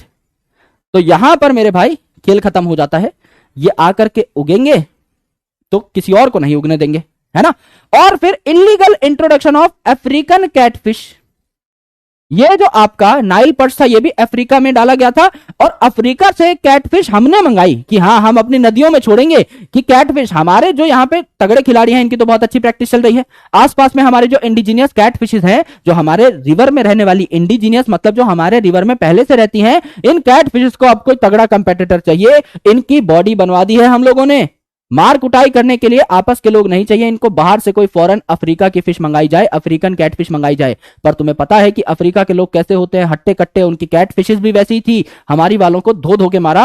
और यहां पर मेरे भाई इंडिजीनियस कैटफिशेस जो है इनको थ्रेट आने लगा, जैसे ये अफ्रीकी के पास जाते थे, हाँ भाई लड़ेगा, वो कहता था चला जाए यहां से, एक मुक्के में प्राण निकाल लेंगे तुम्हारे तो इनको क्या होने लगा, थ्रेट होने लगा, यार ये तो सच में मार देगा, इसको जल्दी भगाओ। तो it is an illegal introduction, यानी कि इसको जो इंट्रोड्यूस किया गया हमारी रिवर्स में, इसको इलीगल माना गया है, इसको बहुत जल्दी चुन चुन के निकाला गया और बाहर भगाया गया। गलती से ये रह गया अगर हमारी नदियों में, तो हमारी नदियों में जो पहले से रहने वाली कैट फिशेज है, इंडियन कैट फिशेज है, भोली भाली, उनका कत्ल कर देगा और खुद यहां पर रहने लग जाएगा। कैट फिश ऐसी होती है, दिखने में ही दुष्ट है। ये है अफ्रीकन कैट फिश, जो मुच्छड़ फिश देखने को मिल रही है नीचे, ये है भैया अफ्रीकन कैट फिश, है ना। हमारी वाली कैट फिशेस को दौड़ा दौड़ा के मारती है, इसीलिए उनमें एक डर का माहौल पैदा हो गया कि भाई जब तक ये अफ्रीकी यहां पे रहेगा हम लोग ठीक से नहीं रह पाएंगे, इस कैट फिश को बाहर निकालना पड़ेगा, right. So there are 3 different examples, आराम से सुनिए, बार बार सुनिए। पहला जो एग्जांपल है वो है इसका, बड़े मछले का, इसको कहते हैं हम नाइल पर्च। तो इस नाइल पर्च को साउथ अफ्रीका के, है ना, अफ्रीका के लेक विक्टोरिया में डाला गया, और विक्टोरिया लेक में जब इसको डाला गया तो वहां पे छोटी छोटी प्यारी प्यारी फिशेस रहती थी, इन्हें सिक्लिड फिश कहा जाता था। ये सिक्लिड फिश जो है, ये सिक्लिड फिश जो है, इनकी 200 से भी ज्यादा प्यारी प्यारी प्रजातियों को इस नाइल पर्च ने खत्म कर डाला। अफ्रीकन कैटफिश जो है, इसे कहा गया क्लेरियास गैरीपाइनस। ये सवाल पूछा गया है नीट 2022 में। क्लेरियास गैरीपाइनस था। जब इस अफ्रीकन कैटफिश को इंडियन रिवर्स में छोड़ा गया तो हमारी कैटफिश को क्या करने लगे, ये नुकसान पहुंचाने लगा। और इन्वेजिव प्लांट की जो स्पीसीज है, जैसे पार्थिनियम कैरेट ग्रास, जो कि हमारे इंपोर्टेड वीट वैरायटी के साथ आई, लेंटेना, एंड उसके अलावा वाटर हायासिंथ, ये आपकी 3 अलग अलग एग्जांपल्स है। तो इन तीनों एग्जांपल्स को एक बार दोहराने की कोशिश करिए, तब जाके समझ में आएगा, है ना। ये वाला साउथ अफ्रीका नहीं है, ईस्ट अफ्रीका है, इसको भी गौर से देखना है। तो पहला एग्जांपल है एक बड़े मछले का, जिसका नाम है नाइल पर्च। नाइल पर्च को ईस्ट अफ्रीका के लेक विक्टोरिया में क्या कराया गया, एंटर कराया गया। उस लेक विक्टोरिया में पहले से ही सिक्लिड फिशेस रह रही थी, बहुत छोटी छोटी प्यारी प्यारी, 200 से भी ज्यादा अलग अलग प्रजातियां ऑफ सिक्लिड फिशेस गायब हो गई इस नाइल पर्च की वजह से। ये खा के उनको डकार मार करके शाम तक बैठ गया। दूसरी इंपॉर्टेंट चीज, ये जो है अफ्रीकन कैटफिश, ये अफ्रीकन कैटफिश जाहिर सी बात है अफ्रीका से आई और इसको भारत की नदियों में छोड़ दिया गया। तो भारत की नदियों में रहने वाली जो छोटी छोटी मछलियां थी, इंडियन कैटफिशेस, उनको ये धमकाने लगा, उन पे दादागिरी करने लगा, तो इसको भी हमको हटाना पड़ा। देन आपकी प्लांट की कुछ स्पीसीज, वाटर हायासिंथ जिसके बारे में हम पहले से पढ़ चुके हैं, पार्थिनियम जिसके बारे में हम पहले से पढ़ चुके हैं, लेंटेना यहां पर एक नया नाम है। तीनों के तीनों आपके एक ही बिरादरी के हैं। ये ऐसे प्लांट्स हैं जो कि आज के दिन में हमारे भारत देश में ग्रो कर रहे हैं, and ultimately they are competing with our crops. हमारी क्रॉप्स के साथ ये क्या करते हैं, कंपीट करते हैं। तो ये तीनों लाइनें एक बार फटाफट लिख लीजिए, और एक बार जब आप ये तीनों लाइनें लिख लें उसके बाद डन लिख दीजिएगा इन द चैट सेक्शन। आराम से लिख लीजिए, तब तक मैं पानी पी लेता हूं, है ना। और इस सेटअप को ठीक कराना पड़ेगा दोस्त, पसीने छूट जाते हैं जब क्लास नहीं चली आज, मुझे लगा भाई आज की क्लास भी गई।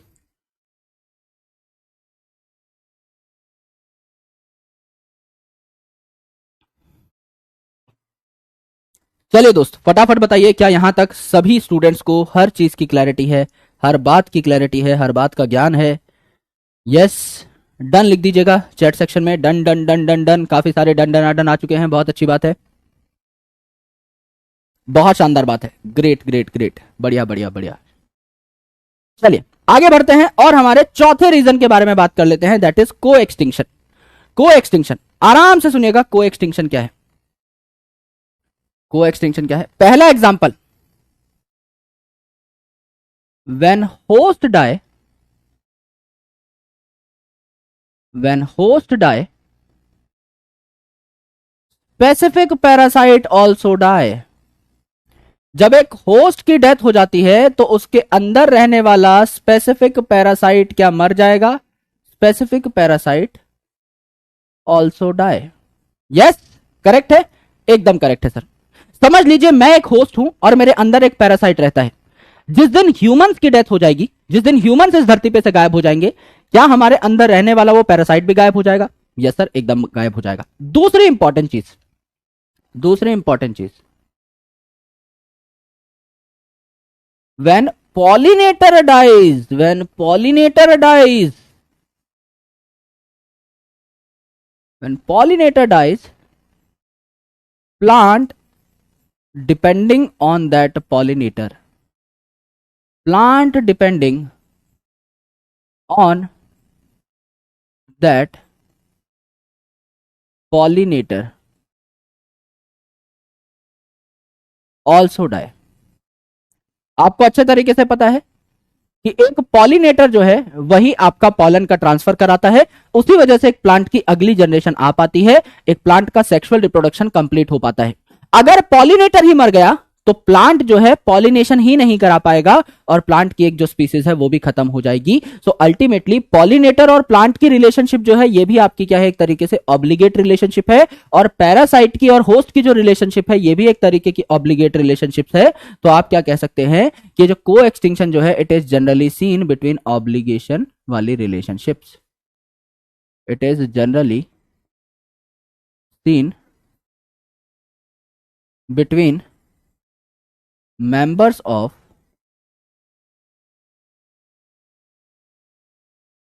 obligate relationships, obligate relationships। Correct है दोस्त? यस, एकदम करेक्ट है। यहां तक सबको सब कुछ समझ में आया? यस और नो फटाफट बताइए। यहां तक सबको सब कुछ समझ में आया?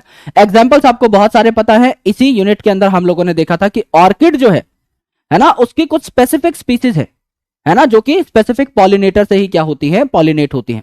तो ऑर्किड और पॉलिनेटर के बीच में एकदम डिफाइंड रिलेशनशिप्स आपके साथ देखने को मिलती हैं आपको, राइट? चलिए, यहां तक सब कुछ करेक्ट है तो फटाफट बता दीजिए जिससे हम एनसीईआरटी पढ़ सके, थोड़ा सा आगे बढ़ सके। ये आपके 4 रीजंस थे जिस वजह से आपकी बायोडायवर्सिटी का लॉस हो सकता है। 4 इंपॉर्टेंट रीजंस। एक और बार देखिएगा एनसीईआरटी में क्या क्या लिखा हुआ है। मैंने आपको बताया एक पेड़ था, एक पेड़ गायब हो चुका है। एक पेड़ अगर गायब हुआ है एक जगह से तो इस पे डिपेंड करने वाला इंसेक्ट जो है ये भी मर गया, और ये इंसेक्ट के अंदर रहने वाला एक छोटा सा जो पैरासाइट था ये भी मर गया। ठीक है, तो एक अगर आपका पेड़ गायब हो गया है, पेड़ की स्पीसीज गायब हो गई है, तो क्या प्लांट की प्रोडक्शन एबिलिटी घटेगी? क्या उस जंगल में अब कम प्रोडक्टिविटी होगी? बिल्कुल।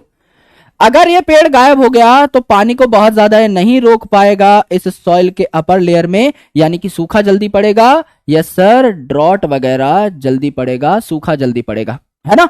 अगर आप देखें तो वाटर यूज वाली जो साइकिल थी इसमें वेरिएबिलिटी आ जाएगी। पानी पहले अच्छा खासा रोक रखा था सॉइल में, अब नहीं रोक पा रहे हैं, तो क्या वाटर यूज की साइकिल डिस्टर्ब हो गई? हो गई।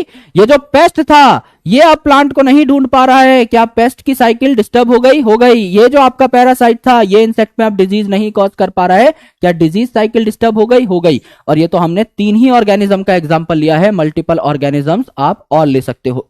तो बायोडायवर्सिटी का लॉस 4 कारणों की वजह से होता है। इन चारों कारणों को मिलाकर के हम लोग चांडाल चौकड़ी यानी इविल क्वार्टेट कहते हैं। पहला जो आपका रीजन है ये है मोस्ट इंपॉर्टेंट रीजन, जिसको कहते हैं habitat loss and fragmentation. Habitat loss को पहले समझ लेते हैं। हैबिटेट लॉस मतलब एक इलाका था जिसको हैबिटेट कह रहे हैं, उसका लॉस हो गया, उसको हमने काट दिया, जला दिया, उस इलाके को ही खत्म कर दिया। तो पूरे के पूरे अर्थ पे जो लैंड सरफेस है ट्रॉपिकल रेन फॉरेस्ट इसका 14% घेर करके बैठे हुए थे। लेकिन आज के दिन में 6% से भी कम इलाका आपका फॉरेस्ट का रह गया है। और जब तक आप इस चैप्टर को पढ़ना फिनिश करेंगे, यानी लगभग आप अगले 1-1.5 घंटे बाद अगर देखेंगे तो हजारों हेक्टेयर्स ऑफ लैंड जो है और कट चुके होंगे, है ना। तो आपका लंग्स ऑफ द प्लेनेट जो है यानी अमेज़न रेन फॉरेस्ट, इसको भी काट दिया गया था। क्यों? सोयाबीन उगाने के लिए, जिससे सोयाबीन को बेचा जा सके। एंड दूसरा, इसको काट करके घास उगाई गई थी जिससे कि बीफ कैटल को रेज किया जा सके, जिससे कि इन कैटल्स को काट काट के इनका बीफ यानी इनका मांस जो है ये मार्केट में बेचा जा सके, है ना। तो पॉल्यूशन वगैरह की वजह से भी आपके प्लांट्स की डेथ हो रही है, लेकिन सीधा सीधा जो है पेड़ों को काट ही दिया जाता है हैबिटेट लॉस में। मतलब पॉल्यूशन का जो कंट्रीब्यूशन है वो तो इसमें काफी कम है, इंसान अपनी इच्छा से ही काफी सारी पेड़ों को हर साल काट देता है। अब देखिए फ्रेगमेंटेशन, दूसरा पार्ट। फ्रेगमेंटेशन मतलब एक बहुत बड़ा जंगल था, एक बहुत बड़ी हैबिटेट थी, उसके आपने टुकड़े टुकड़े कर दिए। तो ऐसे ऑर्गेनिज्म जो घुमक्कर थे, जो आसपास घूम करके मौज मस्ती काट करके जीते थे, रहते थे, उन ऑर्गेनिजम्स को नुकसान होगा। जो बर्ड्स आजाद उड़ती थी, बहुत दूर दूर तक उड़ जाया करती थी, मामा नानी के घर चले जाया करती थी मम्मी पापा को बिना बताए हुए, अब वो बर्ड्स आपकी एक्सटिंक्ट हो जाएंगी। जो मैमल्स भगते फिरते थे, दौड़ लगाते थे और इतनी दूर दूर तक दौड़ लगाते थे कि दूसरे गांव में पहुंच जाते थे, अब वो मैमल्स भी क्या हो जाएंगे? डेड हो जाएंगे। यानी माइग्रेटरी एनिमल्स को ज्यादा नुकसान पहुंचा, जो कि बहुत दूर दूर तक सैर सपाटे के लिए जाया करते थे। तो मेरे दोस्त, जब लार्ज हैबिटेट जो है, एक बहुत बड़ा हैबिटेट, इसको हम छोटे छोटे फ्रेगमेंट्स में यानी टुकड़ों में तोड़ दें विकास के लिए ऑब्वियसली, तो यहां पर बहुत दिक्कत हो जाती है, इसे फ्रेगमेंटेशन कहते हैं। तो मैमल्स और बर्ड्स जिनको लार्ज टेरिटरी, बहुत बड़े इलाकों की जरूरत पड़ती थी और जो माइग्रेट करते रहते थे, इनको बहुत दुख होता है ये देख करके कि अब अपना इलाका सिकुड़ चुका है, तो इनकी पॉपुलेशन डिक्लाइन हो जाती है, ये आपके कम होने लगते हैं संख्या में। ओवर एक्सप्लॉयटेशन मतलब जब हमारी नीड ग्रीड में बदल जाए, जब हम बहुत ज्यादा लालची हो जाएं, एक चीज से बहुत ज्यादा फायदा निकालने की कोशिश करें, तो इसे ओवर एक्सप्लॉयटेशन कहते हैं। जैसे पिछले 500 सालों में स्टेलर सी काऊ, पैसेंजर पिजन, और करंटली अगर आप देखें तो काफी सारी मैराइन फिशेस हैं जिनको क्या किया जा रहा है? ओवर हार्वेस्ट किया जा रहा है, इनको बहुत ज्यादा मात्रा में खत्म किया जा रहा है। जितनी ये पैदा नहीं हो रही उससे ज्यादा हम इनको मार दे रहे हैं, एंड दैट्स व्हाई इनका नंबर कम होता चला जा रहा है। एलियन स्पीसीज इन्वेजन के 3 इंपॉर्टेंट एग्जाम्पल थे और यहां से सवाल आएगा।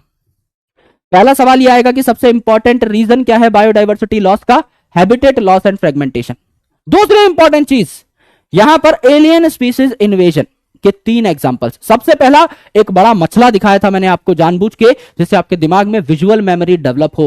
वो जो बड़ा मछला था उसका नाम था नाइल पर्च, और उसको ईस्ट अफ्रीका के लेक विक्टोरिया में इंट्रोड्यूस कराया गया, जहां पर उसने 200 से भी ज्यादा सिक्लेड फिश की धज्जियां उड़ा दी। तो चाहे आप अनइंटेंशनली यानी गलती से किसी एलियन स्पीसीज को ले आए, जैसे कि हम वाटर हायासिंथ को ले आए सिर्फ उसकी खूबसूरती देख करके, या डेलिबरेटली जानबूझ के, जैसे यूएस ने हमारे देश में क्या भेज दिया?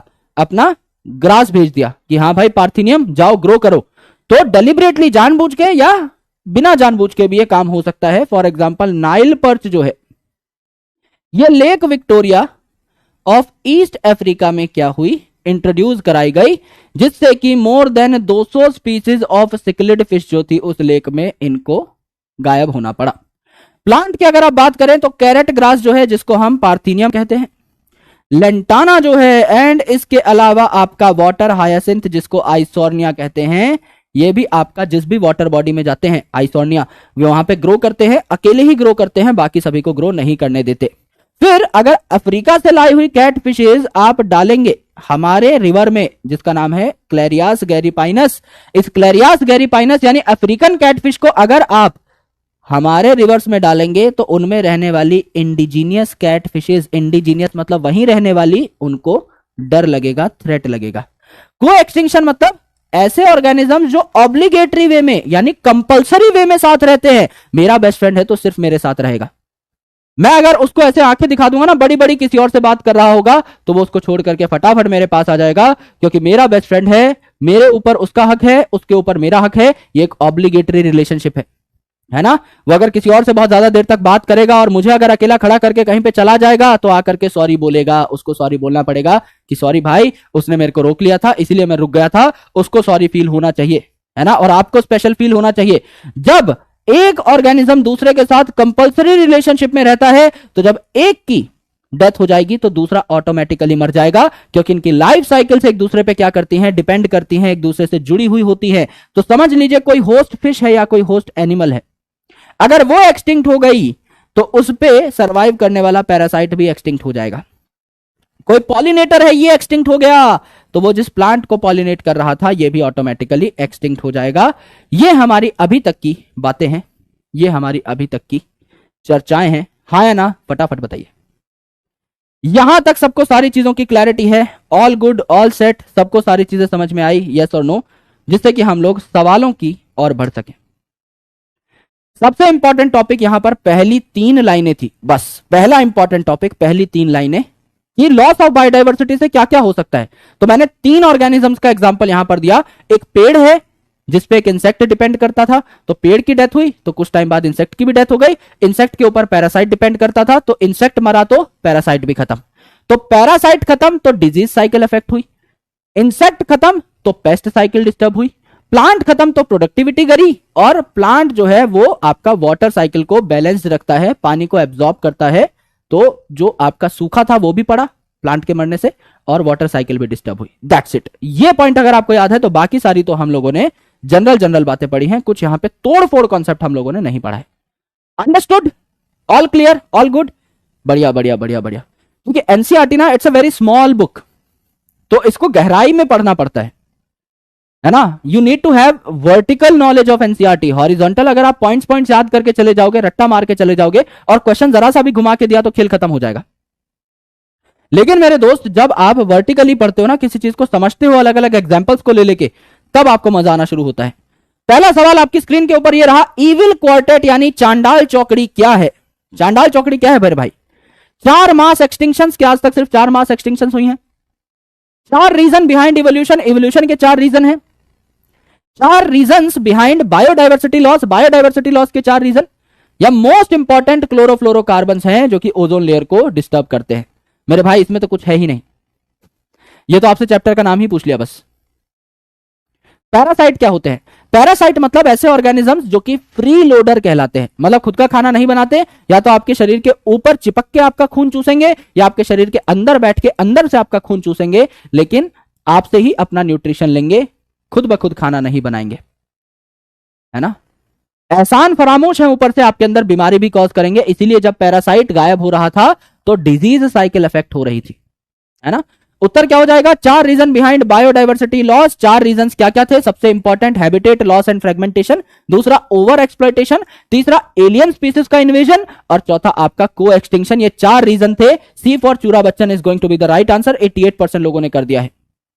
अब देखिए ये सवाल पढ़िए, मैनी मैराइन फिशेस, काफी सारी marine fishes population around the world are over harvested, इनको बहुत ज्यादा इस्तेमाल किया जा रहा है, endangering the continued existence of some commercially important species. What is the major cause of this? बहुत आसान है भाई, मछलियां जो है उनको मैं पैदा कम होने दे रहा हूं।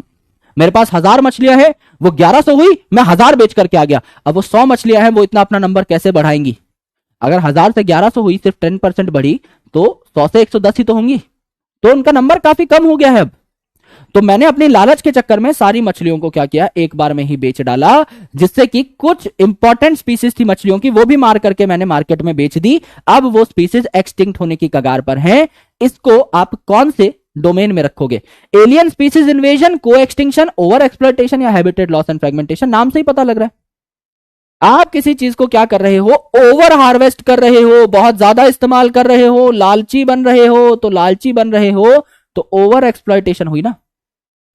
और इसके 2 और एग्जांपल कौन से हैं, फटाफट लिख के बताइए इन the chat section. Over exploitation के 3 एग्जांपल थे। एक तो मैराइन फिशेस जो कि करंटली ऑनगोइंग ओवर एक्सप्लॉयटेशन है, पिछले 500 सालों में 2 और ओवर एक्सप्लॉयटेशन की चीजें हुई हैं, उनके नाम लिख करके बता दीजिए चैट सेक्शन में। सी फॉर चूरा बच्चन इज द राइट आंसर। 85% लोगों ने कर दिया है। क्या हो जाएंगे answer? Steller sea cow and passenger pigeon, है ना। स्टेलर सी काउ SS और पैसेंजर पीजन PP, SS और PP is the right answer. देखिए, introduction of alien species into a new area poses a threat to extinction of indigenous species due to, एक बाहर की species आई और एक इलाके में, इंडिजीनियस मतलब एक इलाके में रहने वाली स्पीसीज को नुकसान पहुंचाने लगी। क्यों? देयर हाई न्यूट्रिएंट रिक्वायरमेंट, उनकी न्यूट्रिएंट रिक्वायरमेंट हाई है। देयर सिम्बायोटिक रिलेशनशिप, वो किसी के साथ सिम्बायोटिक रिलेशनशिप में है। Absence of their natural predator, जो आए हैं एलियन स्पीसीज उनको मारने वाला कोई नहीं है। मोर इंट्रा स्पेसिफिक कॉम्पिटिशन, है ना, कुछ तो मन से बना के डाले हुए हैं जैसे symbiotic, more intraspecific competition. Intraspecific competition तो एक ही स्पीसीज के मेंबर्स के बीच में हुआ ना, इंट्रा स्पेसिफिक आप तो बाहर से कोई एलियन लेकर के आए हो, तो ये तो वैसे ही गलत हो गया, है ना मेरे भाई। आराम से देखिए, इसको तो एलिमिनेट कर सकते हो। मोर इंट्रा स्पेसिफिक, इंट्रा बोला है, इंटर नहीं बोला। इंटर मतलब दो अलग अलग स्पीसीज के बीच में। मैं अगर भारत की कैटफिश हूं और वहां अफ्रीकन कैटफिश है, हम में अगर अर्जन वैली का युद्ध हो रहा है, then this is inter specific competition. अगर इंडियन वाली आपस में लड़ रही है, अफ्रीकन वाली आपस में लड़ रहे हैं, तो इट इज इंट्रा स्पेसिफिक। तो इंट्रा तो कुछ है ही नहीं, इंट्रा तो कुछ नहीं। सिम्बायोटिक रिलेशनशिप, कोई बाहर से आया है, मैं हूं, मैं उसको जानता ही नहीं हूं, मैं इधर हाय हेलो करके खुश नहीं हूं और आप चाहते हो कि मैं उसके साथ सिम्बायोटिक रिलेशनशिप बनाऊं, नहीं भाई, नहीं बनाऊंगा। Absence of their natural predator, मेरे भाई उनका कोई नेचुरल प्रेडेटर नहीं है। अफ्रीकन कैटफिश उठा के लाया हूं मैं, सिर्फ उसको मारने वाला कोई ऑर्गेनिज्म नहीं उठा के लाया। वाटर हायासिंथ उठाकर लाया हूं, सिर्फ उसको मारने वाला कोई ऑर्गेनिज्म नहीं उठाकर लाया। सिर्फ मैं प्रिकली पियर कैक्टस उठा करके लाया था, उसको मारने वाला मोथ नहीं उठाकर लाया। तो सी फॉर चूरा बच्चन अगेन, यही आपका उत्तर हो जाता है। 86% यार, कमाल ही कर दिया, शानदार। एक और देख लीजिए, सीधा सीधा एग्जांपल है। नाइल पर्च नाम का जो बड़ा मछला था, इसको आपने lake Victoria of east Africa में इंट्रोड्यूस कराया, तो इसने क्या कर दिया, रिजल्ट क्या हुआ, excessive growth of water weeds, पानी में वीड यानी पौधे, अनवांटेड पौधे ज्यादा उगने लगे। एलिमिनेशन ऑफ वाटर वीड, इसको देख करके वीड मर गए। Extinction of many species of cichlid fish, काफी सारी सिक्लिड फिश मर गई। Excessive growth of cichlid fish, cichlid fish ने मौज मस्ती काटना शुरू कर दिया। क्या हो गया यहां पर, आप बताइए। ये क्यों नहीं, आराम से बताते हैं। आज तो चूरा बच्चन ने मौज कर दी है दोस्त, चूरा बच्चन जी चूरन खाकर हर क्वेश्चन का जवाब बने बैठे हैं आज। This is the fourth question जिसमें again C is the right answer. ऐसे मौके बहुत कम आते हैं, बहुत कम आते हैं, जब लगातार टक टक टक टक करके एकदम सारे ही एक ही आंसर पे बैठ जाए। तो अगेन सिक्लिड फिश जो थी, 200 से भी ज्यादा स्पीसीज ऑफ सिक्लिड फिश गायब हुई थी। प्यारी प्यारी मछलियों को खा करके डकार भी नहीं मारी थी इस बड़े मछले ने, जिसका नाम था नाइल पर्च। तो उत्तर क्या हो जाता है, अगेन आपका चूरा बच्चन हो जाता है। करेक्ट। एक बार ये क्वेश्चन खत्म हो जाता है, फिर मैं देखता हूं पिछले का ए ऑप्शन क्या था। Done done done done done, उत्तर हो गया चूरा बच्चन। क्या बात है यार, 96%, मजा ही आ गया। देयर हाई न्यूट्रिएंट रिक्वायरमेंट, ये जरूरी नहीं है, न्यूट्रिएंट रिक्वायरमेंट हाई भी हो सकती है, लो भी हो सकती है। अब कोई एलियन स्पीसीज है इतनी छोटी सी, मैं जानबूझ के कोई बाहर की एलियन स्पीसीज लेके आऊं कि प्यारी मछली है, मेरे रिवर में अच्छी लगेगी, तो एलियन स्पीसीज बहुत ज्यादा रिक्वायरमेंट थोड़ी है उसकी न्यूट्रिशन की। तो ये कोई ट्रुथ नहीं है, it is not a universal fact कि हाई न्यूट्रिशनल रिक्वायरमेंट होगी होगी। हमेशा एलियन स्पीसीज बड़ी थोड़ी होती है, छोटी भी हो सकती है। अब भारत में जो एलियन आया था जादू, उसने किसी का कुछ बिगाड़ थोड़ी दिया। क्या था जादू, क्या खाता था, क्या ले लिया आपसे न्यूट्रिशन के नाम पर। उसको बोले रोटी खाएगा, रोहित की मम्मी आई थी, बोली रोटी खाएगा बेटा, है अचार लाके दूं, नहीं, धूप, शीशे में से धूप खा रहा था। उसकी न्यूट्रिशनल रिक्वायरमेंट तो और कम है ना मेरे भाई, तो धूप से ही बैटरी चार्ज करके घूम रहा है पूरी पिक्चर में, है ना। बास्केटबॉल का मैच जितवा रहा है, कसौली टाइगर को हरवा दिया, इतने बड़े बड़े मुस्टंडे थे 26-27 साल के बच्चे, उड़ उड़ के हरा रहे हैं। उसकी बेचारे की कोई न्यूट्रिशनल रिक्वायरमेंट थोड़ी थी, वो तो आराम से आया, मस्त रोहित का चश्मा उतारा, है ना, सर्जन था भाई वो वो बाहर का डॉक्टर था, आराम से चश्मा उतारा, उसको इंटेलिजेंट माथे पे 2-3 बार हाथ फेरा, 2-3 चंपी मारी, हाँ भाई मस्त, अब से तुम सेट। मैं यही तो करने आया हूं, देश पे कब्जा, दुनिया पे कब्जा, आंखें ठीक करके चला जाऊंगा दोस्त उसका मिशन सेट था भाई, है ना। इतना ही तगड़ा विजन चाहिए जिंदगी में, जो करने आया हूं वही करके जाऊंगा, है ना। एक बढ़िया सर्जन था, इंटेलिजेंट बना गया, रोहित भाई को साइंटिस्ट बना के गया है, ऐसी बात नहीं है, बड़ा साइंटिस्ट। फिर अगली पार्ट में जो है वो वायरस का भी तो खोजा था उन्होंने, काल के वायरस का एंटीडोट, अपने ही बेटे के खून से घर से ही एंटीडोट बना रहे हैं सारे बैठ करके, है ना। क्या अरे इतना आसान ही तो है, अपना ही बच्चा तो सुपर हीरो है, इसी का तो जुड़वा भाई था जिसका वायरस आया है, अभी एंटीडोट बना देते हैं। साइंटिस्ट मर गया वहां, थक गया रिसर्च कर करके, बच्चा बोला मैं करता हूँ पापा, आप साइंटिस्ट, अरे साइड में बैठो मैं करता हूँ, तो ही ये लो एंटीडोट, पापा खुश हो गया, वाह वाह भाई, हमारी साइंस की डिग्री तो ऐसे ही रखी रह गई। आओ भैया अगला सवाल देखो। When large habitats are broken up into small fragments due to various human activities, which of the following organisms are badly affected? अगर एक बहुत बड़े जंगल के छोटे छोटे टुकड़े कर देंगे मेरे दोस्तों, तो यहां पर किन लोगों को ज्यादा नुकसान होगा? ऐसे मैमल जो बहुत बड़े इलाके में रहते थे, घूमी घूमी करते थे, ऐसे बर्ड जो बहुत बड़े इलाके में घूमी घूमी करते थे, certain animals and migratory birds. Habits क्या होता है? माइग्रेटरी बर्ड्स और मैमल्स जो घूमी घूमी करते थे, ऑल ऑफ दीज क्या हो जाएगा? बहुत प्यार से फिसल जाओ भाई, एक अच्छा सा ऑप्शन देखकर फिसल जाओ यहीं पर, है ना। आपका जो फेवरेट ऑप्शन है that is the right option. कुछ करना ही नहीं है, घूमी घूमी ही ढूंढनी थी भाई। बड़े इलाके को आपने छोटे छोटे इलाके में कन्वर्ट कर दिया, तो सबसे ज्यादा फर्क किनको पड़ेगा? जो छोटे इलाके में नहीं रह पाते, जिनको घुमक्कड़ नेचर है, जिनको घूमने का शौक है, उनको ज्यादा फर्क पड़ेगा। तो घुमा घुमाकर वही ऑप्शन दिया हुआ है, घूमने वाले मैमल्स, घूमने वाले बर्ड्स, घूमने वाले मैमल्स और बर्ड्स। तो उत्तर क्या हो जाएगा? डी, यानी ऑल ऑफ दीज। 87% लोगों ने सही कर दिया है, शानदार। अगला सवाल देखिए। Due to introduction of Nile perch, ये जो बहुत बड़ा मछला था, इसको अगर मैंने लेक विक्टोरिया में डाला तो कितने species of cichlid fish extinct हो गई? More than 200, less than 100, less than 20, less than 200। More than और लेस देन पे गेम है, आराम से देखिए एनसीईआरटी, हालांकि मैंने बताया था बट स्टिल आप एक बार देख सकते हैं, कोई दिक्कत नहीं है मेरे भाई। थोड़ा बहुत एनसीईआरटी देखिए, क्योंकि मोर देन लेस देन यहां कंफ्यूजन हो सकती है आपको, पर हां बाकायदा ये चीज बताई गई थी, फिर भी इसको एक बार हम लोग सॉल्व करेंगे। मैंने बताया था 200 से भी ज्यादा सिक्लिड फिश की वैरायटीज या स्पीसीज खत्म हो गई थी। तो उत्तर क्या हो जाएगा यहां पर? बहुत आसान है, मोर देन 200। जल्दी जल्दी मार्क कर दीजिए, फिर आगे बढ़ते हैं और सवालों की तरफ। क्योंकि अब एग्जाम्पल बेस्ड टॉपिक था, तो इतने ही एग्जाम्पल्स हैं, इतनी ही चीजें हैं, यही हमको बार बार रिपीट कर करके पढ़नी है। एक और अपना Bachchan is the right answer. Yes yes yes, ये हमारा सही उत्तर हो जाता है, ये सही उत्तर हो जाता है 95। क्या बात है दोस्त, क्या बात है। अगर एक होस्ट फिश है और इस होस्ट फिश में एक पैरासाइट रहता है, अगर होस्ट फिश गायब हो गई तो पैरासाइट भी गायब हो गई, इस रिलेशनशिप को हम क्या कहेंगे? को extinction, alien species invasion, over exploitation या लॉस ऑफ हैबिटेट? आराम से जनरल वे में समझने की कोशिश करें कि यहां पर क्या हो सकता है, खुद से दिमाग लगाइए, बहुत आसानी से आप इसको सॉल्व कर ले जाएंगे। भाई लॉस ऑफ हैबिटेट, क्या किसी जगह को हमने काट कूट के साफ किया है? नहीं, यहां तो मछली और पैरासाइट की बात हो रही है, मछली की बॉडी के अंदर की बात हो रही है। ओवर एक्सप्लॉयटेशन नहीं भैया, मछली है जब वो मर गई तो उसके अंदर रहने वाला पैरासाइट भी मर गया, क्योंकि ऑब्लिगेट रिलेशनशिप्स में थे, साथ साथ रहते थे। एलियन स्पीसीज, किसी बाहर की स्पीसीज की बात ही नहीं हो रही। को एक्सटिंक्शन, साथ साथ जीना, साथ साथ मरना, ये आपका खेला हो जाएगा, यानी ultimately answer is going to be अपना बच्चन अगेन, है ना। ये आपका जवाब हो जाता है, coextinction is going to be the right answer. 90% लोगों ने सही कर दिया यार, कमाल ही कर दिया आज तो। इनमें से कौन सा बायोडायवर्सिटी लॉस का कारण नहीं है, यानी इविल क्वार्टेट, चांडाल चौकड़ी में से इनमें से कौन सा नहीं था? यानी आपको तिकड़ी दे रखी है, चौकड़ा जो था वो आपको एलिमिनेट करना है। डिस्ट्रक्शन ऑफ हैबिटेट, नाम अलग दे रखे हैं। डिस्ट्रक्शन ऑफ हैबिटेट मतलब हैबिटेट को काट डाला, चीर डाला, फाड़ डाला, यानी क्या हुआ? हैबिटेट का लॉस हुआ। यस, ये तो था हैबिटेट का लॉस। तो invasion by alien species, alien species घुस रही थी तो इंडिजीनियस स्पीसीज को, एक इलाके में रहने वाले स्पीसीज को नुकसान पहुंचा रही थी, इससे भी आपका बायोडाइवर्सिटी लॉस हो रहा था।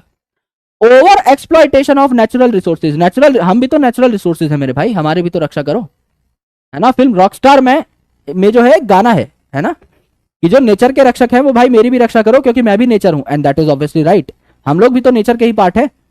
तो उत्तर क्या हो गया? Keeping animals in zoological park, zoological park में, जू में अगर आप एनिमल को रख रहे हो तो आप उनकी रक्षा कर रहे हो, आप उनको मार नहीं रहे। तो उत्तर क्या हो जाएगा? चांडाल चौकड़ी में 3 चांडाल दे रखे हैं, 1, 2 एंड 4, उत्तर हो जाएगा सी फॉर चूरा बच्चन अगेन। ये आपकी एक अलग बात है, 94% लोगों ने सही बता दिया है। आओ मेरे दोस्त, लीडर बोर्ड आपको एंड में दिखाऊंगा। अब मैं आपको एक स्लाइड पढ़ा देता हूं which is very very important, जो आपको बहुत काम आएगी।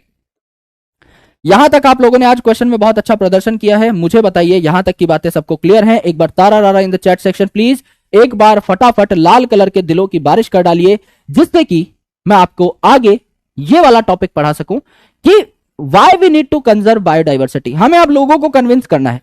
अब आप और मैं एक सैर पे चलेंगे और हम लोग बाकी लोगों को कन्विंस करेंगे उनकी सोच के हिसाब से कि हमें बायोडाइवर्सिटी की रक्षा क्यों करनी चाहिए। ठीक है, समझ लीजिए ऐसे स्कूल में प्रोजेक्ट्स होते हैं ना, तो समझ लीजिए एक आउटडोर प्रोजेक्ट है जहां पर आप और हम साथ साथ चल रहे हैं। आप भी हो, मैं भी हूं, और झुंड बनाकर हम लोग औरों के घरों में जा रहे हैं और अब हमें दुनिया के हर इंसान को कन्विंस करना है कि आपको बायोडाइवर्सिटी को कंजर्व करना चाहिए। हमारा देश जो है, हमारी दुनिया जो है, ये खतरे का सामना करने वाली है। ये खतरा बहुत बड़ा हो जाए उससे पहले हमको इस खतरे को रोकना होगा। इसके लिए we need to convince each and every person who is in front of us. हम हर इंसान को कैसे कन्विंस करेंगे, इसके 3 तरीके हैं। साम दाम दंड भेद सब कुछ लगा देंगे, लेकिन हर इंसान को कन्विंस करना है। तो पहला जो है तरीका, ये क्या है? Narrowly utilitarian. नैरोली यूटिलिटेरियन मतलब ऐसे लोग जो बहुत नैरो सोचते हैं, उनको नेचर से कुछ खास फर्क नहीं पड़ता। ये अपनी यूटिलिटी के हिसाब से नेचर को क्या करते हैं? प्रमोट करते हैं। नैरोली यूटिलिटेरियन का क्या मतलब है? जिनकी सोच नैरो है, जिनकी सोच छोटी है, जो मटीरियलिस्टिक सोचते हैं, जो बहुत छोटा सोचते हैं, इनको हम लोग क्या कहेंगे? इनको हम लोग कहेंगे कि मेरे दोस्त, अगर आप नेचर को प्रोटेक्ट नहीं करोगे तो नेचर से ही तो आपको फूड मिलता है ना। आप जो क्रॉप खाते हो, आप जो दालें खाते हो, आप जो वेजिटेबल खाते हो, आप जो फ्रूट्स खाते हो, ये सब आपको कहां से मिल रहा है? नेचर से ही तो मिल रहा है, अलग अलग प्लांट से ही तो मिल रहा है। या कोई अगर एनिमल खाता है तो उसको वो भी कह सकते हैं कि हाँ भाई, आप जो मीट कंज्यूम कर रहे हो ये आपको नेचर से ही तो मिल रहा है, तो नेचर की रक्षा करनी चाहिए। दूसरी इंपॉर्टेंट चीज, आपको जो शेल्टर मिला है, आपको जो घर मिला है, इसमें जो लकड़ी लगी हुई है, ये भी तो आपको कहां से मिली है? नेचर से ही तो मिली है, तो नेचर को प्रोटेक्ट करेंगे करेंगे। आप जो कपड़ा पहन रहे हैं, उसका जो फाइबर है, उसका जो रेशा है, कॉटन जो है, जूट जो है, ये आपको कहां से मिल रहा है? नेचर से ही तो मिल रहा है, प्रकृति से ही तो मिल रहा है। आपको जो मेडिसिन, दादाजी आपकी जो मेडिसिन आ रही है, वो मेडिसिन भी तो आपको प्लांट्स से ही मिल रही है ना। आपको जानकर के हैरानी होगी कि लगभग 25% ऑफ मेडिसिन जो कि मार्केट में अवेलेबल हैं, they come from plants. They come from plants. और कितनी मेडिसिन आज तक आपको देखने को मिली है? लाखों मेडिसिन। 25,000 से भी ज्यादा प्लांट्स हैं जो कि मेडिसिनल हैं। More than 25,000 plants are medicinal in nature. तो मेरे दोस्त, आपको कई चीजें मिलती हैं, रोटी, कपड़ा, मकान, दवाई।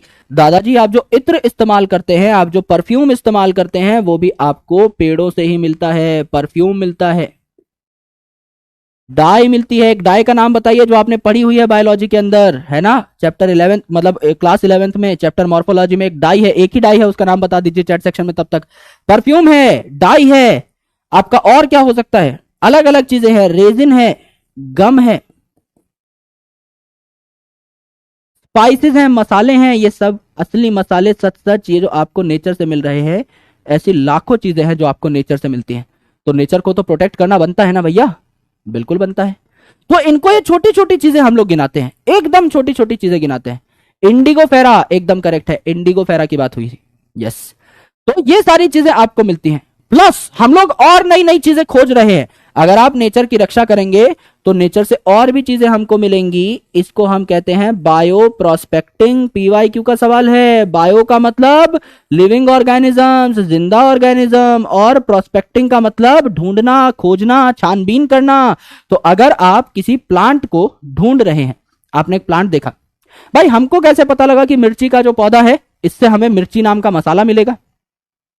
हमें कैसे पता? रिसर्च करी तब तो पता लगा ना। हमें कैसे पता लगा जंगल में इतने सारे पेड़ हैं कि कौन से पेड़ से हमको गोंद मिलेगी, कौन से पेड़ से हमको गम मिलेगी? हमको कैसे पता? रिसर्च करी ना। दुनिया में इतने सारे पेड़ हैं, हमको कैसे पता लगा कि इस पेड़ की जड़ से हमको कोई दवाई मिल सकती है? मेरे भाई, हम लोगों ने रिसर्च करी। तो बायो प्रोस्पेक्टिंग क्या है? रिसर्चिंग ऑन डिफरेंट प्लांट्स या researching on different species at genetic molecular and biochemical level. एक प्लांट में कौन से केमिकल हैं, कैसा उसका जेनेटिक मटेरियल है, क्या क्या उसमें अलग चीजें पाई जा रही हैं, ये हम और बढ़िया तरीके से खोज पाएंगे जब हम और नई नई स्पीसीज को ढूंढेंगे। तो इसे बायो प्रोस्पेक्टिंग कहा जाता है। यानी जिन लोगों की सोच छोटी है उनको जाकर मैंने कहा कि मेरे भाई आपको नेचर से कोई फर्क नहीं पड़ता, मुझे पता है, लेकिन अगर आप नेचर की रक्षा नहीं करोगे तो आपको भी चीजें नहीं मिल पाएंगी। आप जो आयुर्वेदिक दवाइयां खा रहे हो ये भी नेचर की ही देन है। आप जो फूड कंज्यूम कर रहे हो ये भी नेचर की देन है। आपने जो कपड़ा पहन रखा है ये भी नेचर की देन है। तो ये कहेंगे कि हाँ यार, हमें बाकी लोगों की परवाह नहीं है, हमें खुद की तो परवाह है। तो इसलिए हम आपकी बात मान लेते हैं, आप एकदम सही कह रहे हो, thank you so much for your guidance. अब से हम नेचर की रक्षा करेंगे। फिर आते हैं हम जैसे लोग ब्रॉडली यूटिलिटेरियन, जो बड़ा सोचते हैं। अब मैं तो बड़ा सोचता ही हूं, लेकिन मेरे साथ साथ रह रहकर, मेरी संगत में रहकर आप भी बड़ा सोचना शुरू कर चुके हैं। तो आपको भी अब अगर मैं समझाऊं कि दुनिया कितनी खूबसूरत है, इसकी रक्षा तो वैसे ही करनी चाहिए। इस दुनिया में कुछ ऐसी चीजें हैं जिनका मोल लगाया ही नहीं जा सकता। एक बी जो है ना, एक मक्खी जो है, पॉलन को लेकर के उड़ती है एक जगह से दूसरी जगह और पॉलिनेशन कराती है।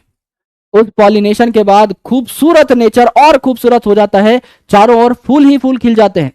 सुबह 5 बजे जब मैं उठता हूं तो चिड़ियों की आवाज मुझे सुनाई देती है। जब मैं दूर इलाके में देखता हूं तो मुझे पहाड़ दिखाई देते हैं, पहाड़ों के बीच से निकलता हुआ सूरज दिखाई देता है, बहती हुई नदियां दिखाई देती हैं, भागते हुए जानवर दिखाई देते हैं। बोले बारे बस भाई, बस दिल भर आया है ना। अब हम यहां पे नेचुरल ब्यूटी की बात करते हैं।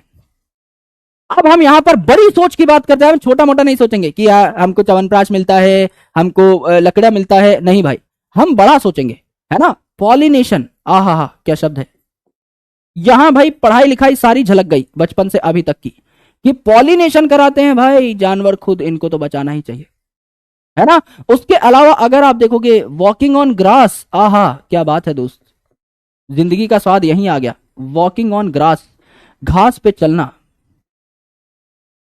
Feeling the beauty of nature, आहा हा शायरी चल रही है क्लास के बीच में, है ना, natural Shayari, feeling the beauty of the nature, वाह, है ना। चिड़ियों की आवाज सुनना, ये करना वो करना, जो भी चीजें, पैसे से ऊपर उठ गए अब हम, है ना। तो ये क्या है, ब्रॉडली यूटिलिटेरियन, सोच ही बड़ी हो गई। तो कई लोगों को हमने कहा देखो भाई, अगर आप नेचर को कंजर्व नहीं करोगे तो आपको जो सारा का सारा माल मसाला मिल रहा है ये भी बनना बंद हो जाएगा, ये भी मिलना बंद हो जाएगा। तो बोले हाँ यार, हमको खुद की परवाह है तो हम तो नेचर को प्रोटेक्ट करेंगे। दूसरे को आपने कहा कि यार तुम तो पढ़े लिखे हो, तुम्हें तो नेचर को प्रोटेक्ट करना ही चाहिए। तो बोले हाँ यार, हम तो नेचर के पहले ही प्रोटेक्शन कर रहे हैं, है ना। हरे कलर का बैंड दिखाया हाथ में, देखो मैं तो नेचर सेवियर का मैंने बैंड भी पहना है अमेजोन से मंगा के। मैं कहा बहुत शानदार, बहुत बढ़िया, शानदार, क्या बात है दोस्त। तीसरा जो है एथिकल आर्ग्यूमेंट, मां कसम चढ़ा दो एंड में, है ना, अंडी बंडी की कसम चढ़ा दो कि हाँ भाई एथिकल आर्ग्यूमेंट मतलब अब करो इमोशनल। सबसे बढ़िया स्ट्रेटजी यही है। तुझमें दिल नहीं है क्या भाई, ऐसा बोल दो और भाग जाओ वहां से। वो खुद ही सोचेगा अरे यार मैं कितना बड़ा पापी हूं मेरे दोस्त, कि हम सब, all species are equal, all species are equal. तुझमें इंसानियत नहीं है क्या बिल्कुल भी, ऐसा बोलकर चले जाओ किसी को, उसके अंदर का इंसान जाग जाएगा। लेकिन पहले भाग जाना, अगर उसके अंदर का इंसान मर गया और उसके अंदर का जानवर जाग गया तो तुमको लिटा देगा वहीं पे, है ना। तो ऑल स्पीसीज आर इक्वल, है ना, and we need to transfer this legacy to upcoming generation, this legacy to upcoming generation. आने वाली जनरेशन के लिए भी हमको कुछ छोड़ना चाहिए, तो एटलीस्ट उनके खातिर आप क्या करिए, चीजों का कंजर्वेशन करिए। मैं कहा हाँ भैया बात समझ में आ गई।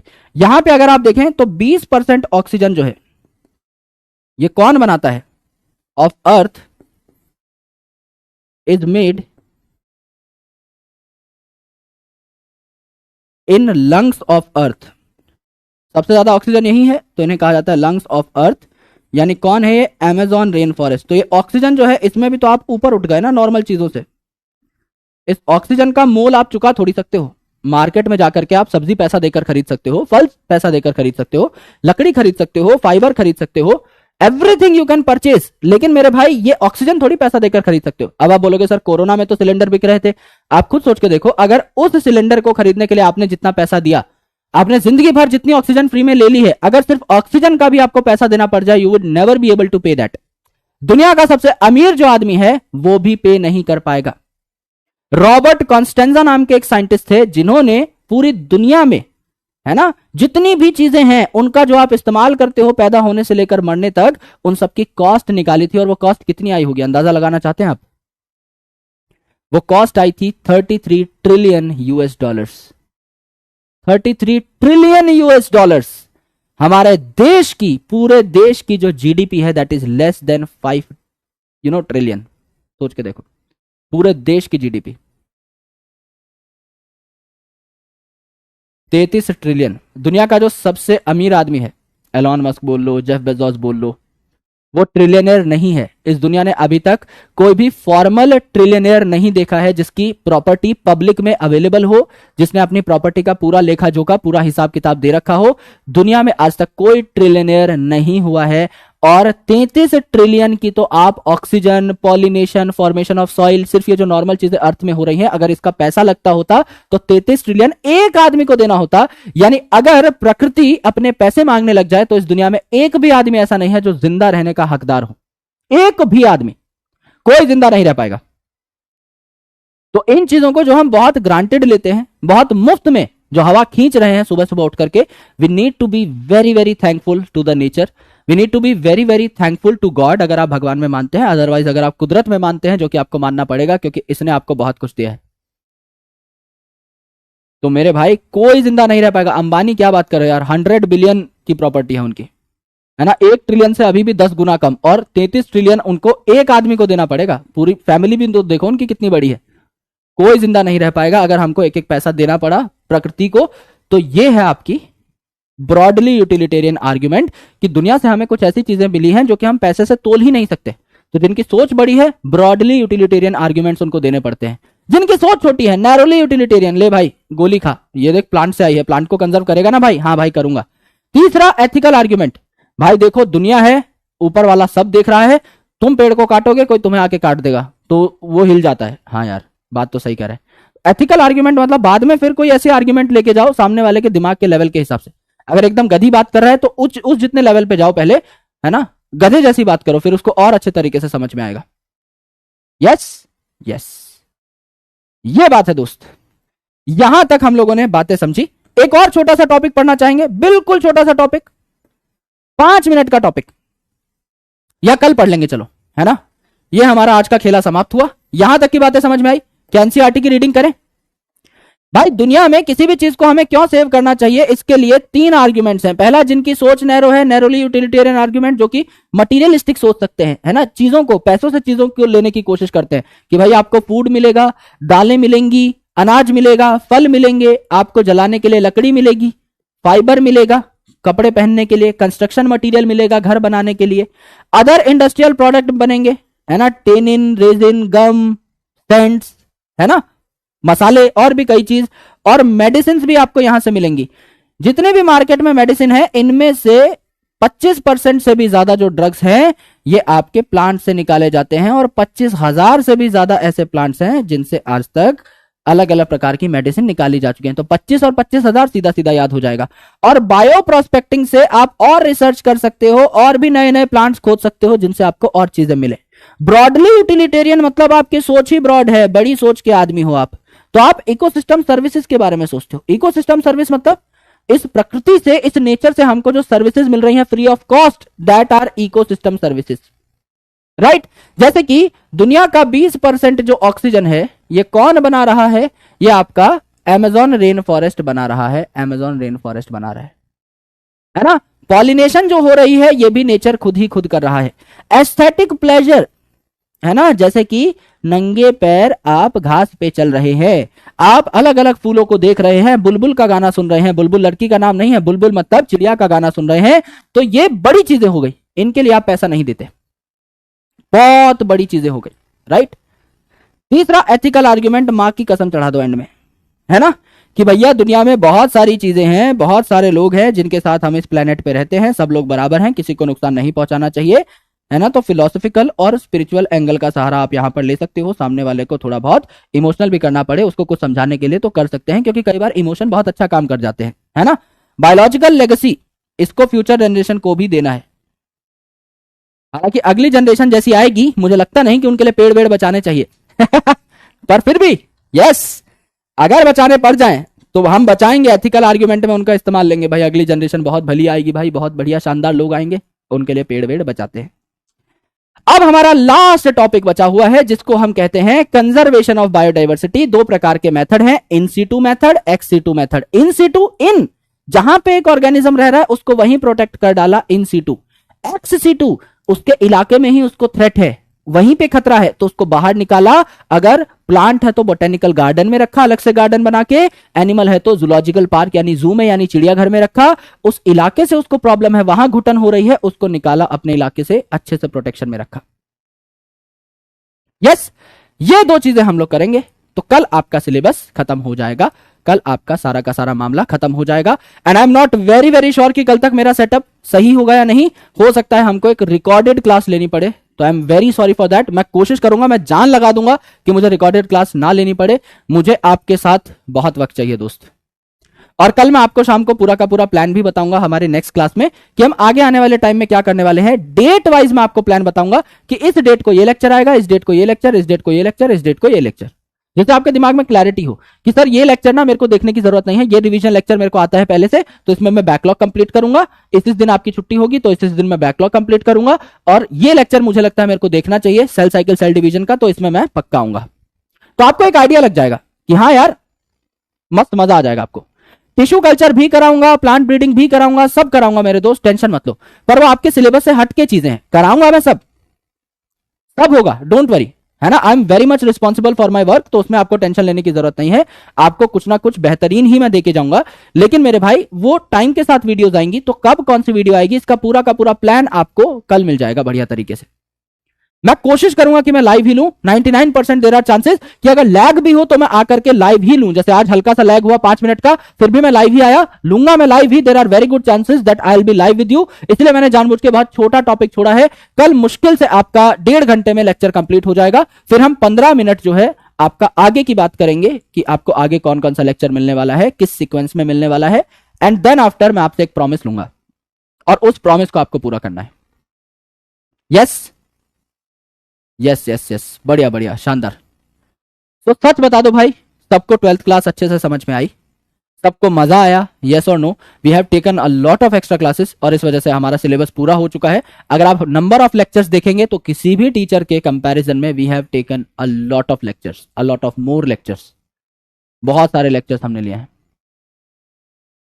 है ना। सॉन्ग सुना दीजिए, भोजपुरी गाना पेश करते हैं आपके लिए कल सुनाएंगे यार, है ना। कल जाते जाते एकदम इमोशनल कर दूंगा, एथिकल आर्ग्यूमेंट दे दूंगा जाते जाते लास्ट वाली अब फिर कल नैरोली यूटिलिटेरियन ब्रॉडली यूटिलिटेरियन से काम नहीं चलेगा, कल एकदम एथिकल आर्ग्यूमेंट पे बातें होंगी, जाते जाते कसम चढ़ा के जाएंगे एकदम, है ना। आई होप आपकी 12th क्लास बहुत अच्छी गई होगी, बहुत अच्छी निकली होगी। 11th क्लास भी आपकी चमक जाएगी बहुत कम टाइम में। आई मेक श्योर कि मैं आपको ऐसा कंटेंट दूं कि 2 से 2.5 घंटे में, 3 घंटे में, 3.5 घंटे में अगर आप एक चैप्टर पढ़ रहे हैं तो उस चैप्टर को पढ़ने के बाद एक भी क्वेश्चन आपका बाहर ना जाए। तो 11th क्लास का रिवीजन इतना सॉलिड हो जाएगा, you need not to worry about anything. मेरे दिए हुए कंटेंट से बाहर क्वेश्चन नहीं उछलेगा। एप्लीकेशन बेस्ड क्वेश्चंस अगर आए तो भी आपको उसके अंदर का कॉन्सेप्ट बताया जाएगा। बहुत प्यार से, बहुत अच्छे तरीके से हर एक रिवीजन लेक्चर को देखना है जहां आपको जरूरत लगे। सिंस रिकॉर्डेड लेक्चर्स होंगे तो आप 2x पे भी देख सकते हैं, आपकी इच्छा है, आपकी मर्जी है। सामने मैं डीजी को रखिए और रिवीजन लेक्चर्स को देखिए एंड फाड़ डालेंगे आप लोग। Yes, I will also miss you a lot मेरे दोस्तों, आपके साथ बहुत अच्छी बॉन्डिंग हुई है and this is one of the best batch that I have taken. I can say it openly कहीं पे भी जा करके, this is one of the most precious batch of my life. बहुत बहुत प्यारे दोस्त यहां पर मिले, है ना, बहुत बहुत अच्छे लोग यहां पर मिले। आप लोगों की क्लास में स्पैमिंग बहुत कम हुई है और होती भी है तो उससे बहुत फर्क नहीं पड़ता, but your response is amazing. आप लोगों ने बहुत अच्छे तरीके से अपने पढ़ाई की है, तो 12th में मुझे लगता है कि काफी सारे हजारों बच्चों के 100 नंबर आएंगे फॉर श्योर। और नीट में तो आप लोग तबाही मचा दोगे बहुत खतरनाक तरीके से, है ना। तो एक बड़ी डीपीपी मैंने आपके साथ शेयर की है बायोडाइवर्सिटी की, उसको सॉल्व करिएगा। अधिकतर क्वेश्चन आप बना पाएंगे other than the biodiversity loss को हम कैसे रोक सकते हैं, वो वाली चीज छोड़ के बाकी सारी चीजें आप लोग कर पा रहे होंगे। अब कल मेरी सुबह एक क्लास है, उसके बाद ही मैं अपने सेटअप को करेक्ट करा पाऊंगा। सो आई एम श्योर कि ये हो जाए, है ना, क्योंकि 1 बजे इंजीनियर मेरे घर पे आ जाएंगे। तो मुझे लगता है कि 2-3 बजे तक अगर ये करेक्ट हो जाएगा तो हम एक अच्छी क्लास, प्यारी क्लास ले पाएंगे। ऑलराइट, कल का टॉपिक काफी छोटा होगा, पर कल अपनी कॉपियों को लेकर के बैठिएगा आराम से। कल एक शेड्यूल मैं आपको बताऊंगा, उस शेड्यूल को आपको बहुत अच्छे तरीके से देखना है और फॉलो करना है। ऑलराइट, चलिए कल आपके साथ वीडियो कॉल करेंगे। आज निकलते हैं, और जल्दी मैं फ्री हो गया हूं तो मैं भी थोड़ा सा काम पे लगूंगा और कोशिश करेंगे कि आज थोड़ा जल्दी सो जाया जाए 12 बजे के आसपास रात को। तब तक मेरे पास अभी अच्छा खासा टाइम है, 6 ही बजे हैं, 6 भी नहीं बजे हैं इनफैक्ट। तो मैं 5-6 घंटे अपना काम कर लेता हूं बहुत बढ़िया तरीके से। राइट, समरी लेक्चर भी आएंगे आपके लिए, रिवीजन लेक्चर्स भी आएंगे। कौन सा लेक्चर कब आएगा, सारा का सारा प्लान आपको कल पता लग जाएगा लास्ट क्लास में, बहुत आराम से, है ना। आप टेंशन फ्री हो जाइए, क्योंकि अगर मैं यहां पे खड़ा हूं तो टेंशन आपको तो होनी ही नहीं चाहिए, बिल्कुल नहीं होनी चाहिए। स्पेशली फॉर बॉटनी बिल्कुल टेंशन नहीं होनी चाहिए। ऑलराइट, चलिए, so lots of love, thank you, bye bye, take care. मिला जाए आप सभी लोगों से कल। कोई भी डाउट हो इस टॉपिक का, क्योंकि टॉपिक अभी आधा हुआ है, कोई भी डाउट हो आप कल लेकर के आ सकते हैं, बैठेंगे, चर्चा करेंगे, सारे के सारे डाउट सॉल्व करेंगे। कोई बहुत अर्जेंट डाउट हो तो आप नीचे चैट सेक्शन में या कमेंट सेक्शन में पोस्ट कर सकते हैं। Alright, thank you, lots of love, जय हिंद। मिलता हूं आप सभी लोगों से कल, तब तक के लिए अपना ख्याल रखिए और पढ़ाई करते रहिए। Thank you.